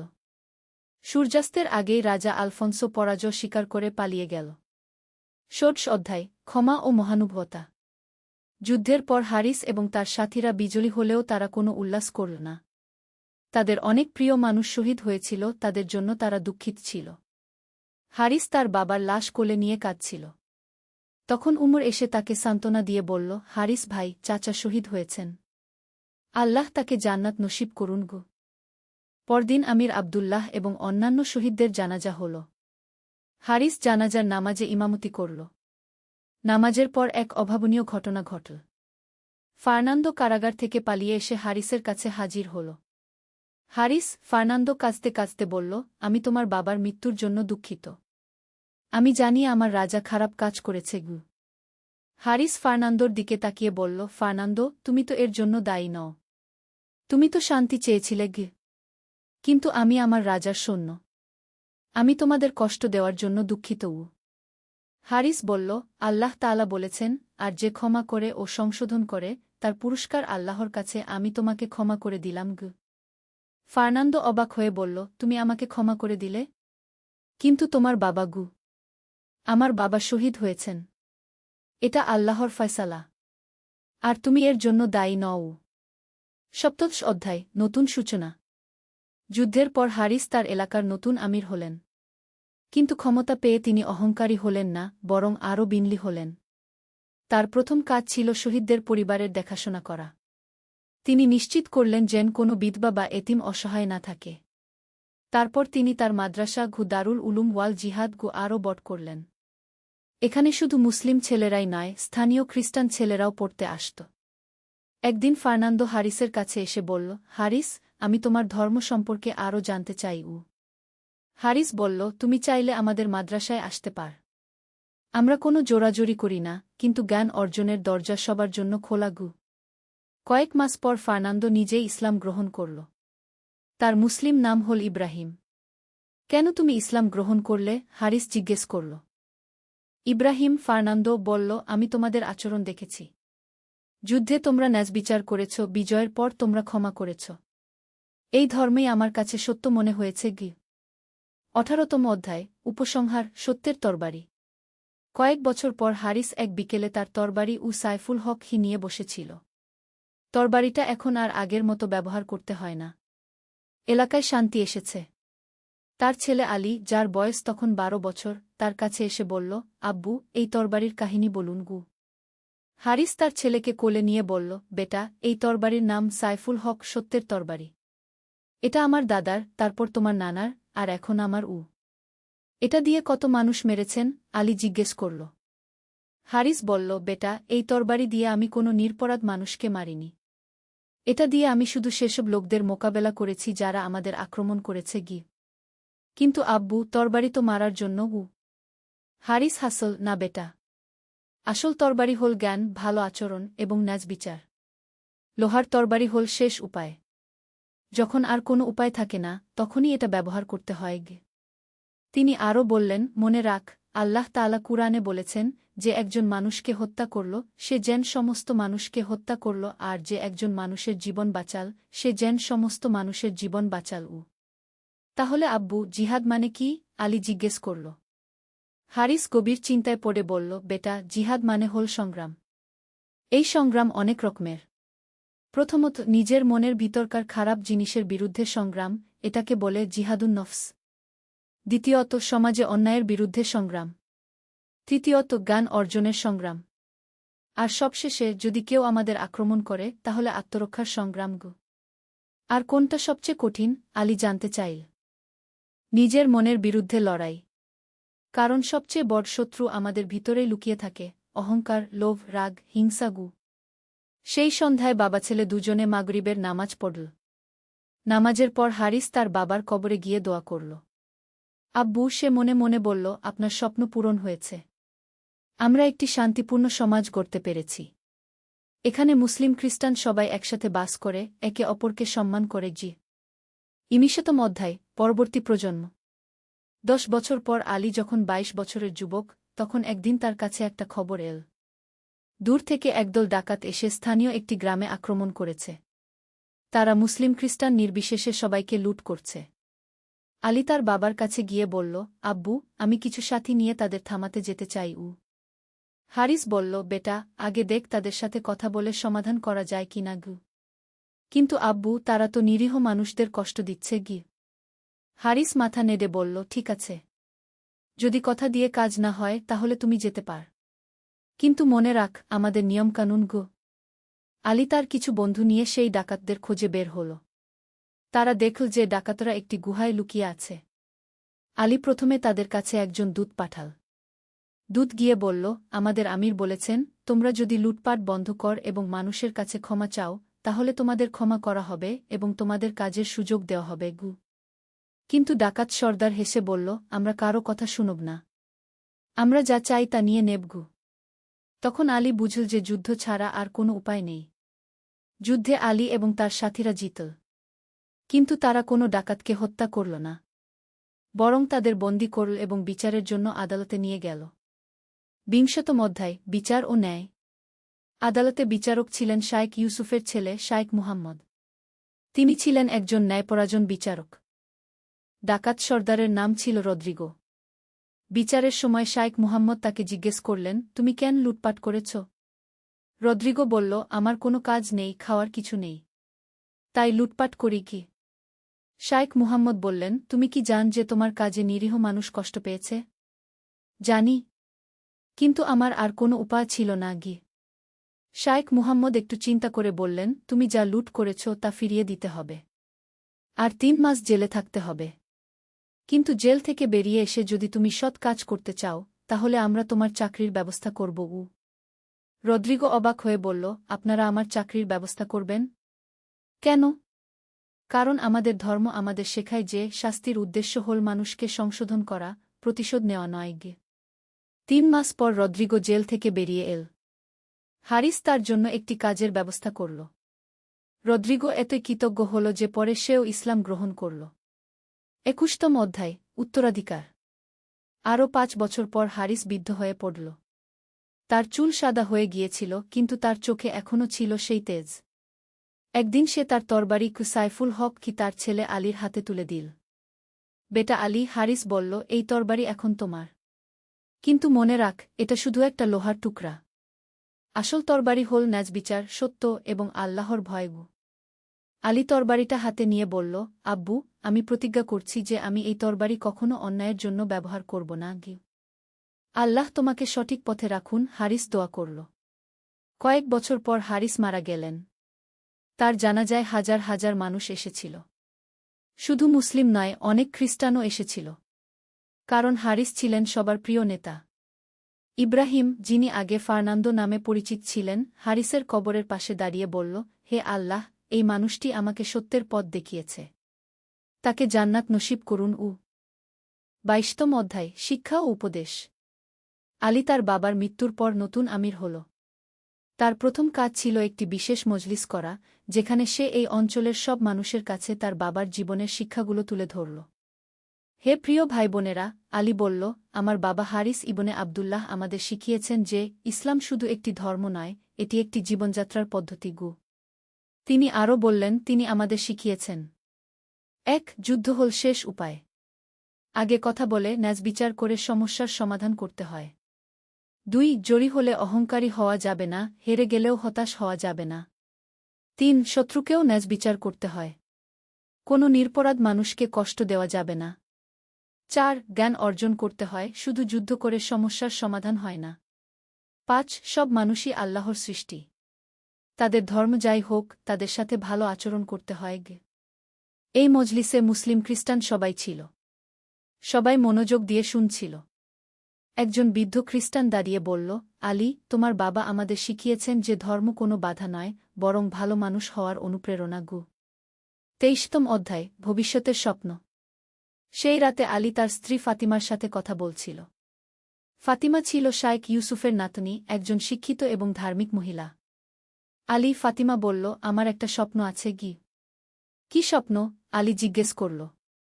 আমি চাই এই অঞ্চলে একটা বড় বিশ্ববিদ্যালয় গড়তে, যেখানে শুধু ইসলামী জ্ঞান নয়, বরং চিকিৎসা বিজ্ঞান, জ্যোতির্বিজ্ঞান, গণিত, ইতিহাস সব বিষয় পড়ানো হবে।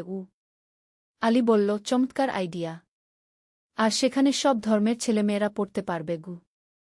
হ্যাঁ, এবং তারা একসাথে গবেষণা করবে, একে অপরকে সাহায্য করবে। দুজনে মিলে পরিকল্পনা করতে লাগল। তারা ঠিক করল যে এই বিশ্ববিদ্যালয়ের নাম হবে জামিয়াতুল উলুম ওয়াল হিকমাহ জ্ঞান ও প্রজ্ঞার বিশ্ববিদ্যালয়। ৪৪তম অধ্যায়, নতুন চ্যালেঞ্জ ও সমাধান। পরের বছর একটি নতুন সমস্যা দেখা দিল। আফ্রিকা থেকে একদল ব্যবসায়ী এসে এই অঞ্চলে দাস ব্যবসা শুরু করতে চাইল। তারা দাবি করল যে এটা বৈধ, কারণ অন্য অঞ্চলে এই ব্যবসা চালু আছে। আলী এবং তার পরিষদ এই প্রস্তাব নাকচ করে দিল। আমাদের অঞ্চলে কোনো দাস ব্যবসা হবে না, আলী ঘোষণা করল। আল্লাহ তাআলা কুরআনে বলেছেন, আমি আদম সন্তানদের সম্মানিত করেছি, প্রত্যেক মানুষ স্বাধীন, কেউ কারো দাস নয়। দাস ব্যবসায়ীরা রেগে গিয়ে বলল, তাহলে আমরা তোমাদের সাথে যুদ্ধ করব। আলী শান্তভাবে বলল, যুদ্ধ আমরা চাই না, কিন্তু মানুষের স্বাধীনতা রক্ষার জন্য আমরা প্রস্তুত। শেষ পর্যন্ত দাস ব্যবসায়ীরা এই অঞ্চল ছেড়ে চলে গেল। তারা বুঝে গেল যে এখানের মানুষ তাদের নীতিতে অটল। ৫৫তম অধ্যায়, সমাপনী, সত্যের উত্তরাধিকার। ১০ বছর পর আলীর ছেলে উমর যখন ১৫ বছর বয়সী, তখন একদিন সে তার বাবার কাছে এসে বলল, আব্বু, আমাকে যুদ্ধ শেখান। আলী বলল, কেন বেটা? কোনো যুদ্ধ তো নেই, কিন্তু হয়তো ভবিষ্যতে দরকার হতে পারে। আলী হেসে বলল, ঠিক আছে, কিন্তু আগে তুমি কুরআন মুখস্থ কর, হাদিস শেখ, ইতিহাস পড়, তারপর তরবারিবাজি শিখবে। কেন আব্বু? কারণ একজন যোদ্ধার আগে হতে হয় একজন ভালো মানুষ, আর ভালো মানুষ হতে হলে জ্ঞান অর্জন করতে হয়। সেই বিকেলে বাবা ছেলে দুজনে তাদের বিশ্ববিদ্যালয় জামিয়াতুল উলুম ওয়াল হিকমাহ তে গেল। সেখানে দেখল মুসলিম, খ্রিস্টান, ইহুদি সব ধর্মের ছাত্ররা একসাথে পড়াশোনা করছে।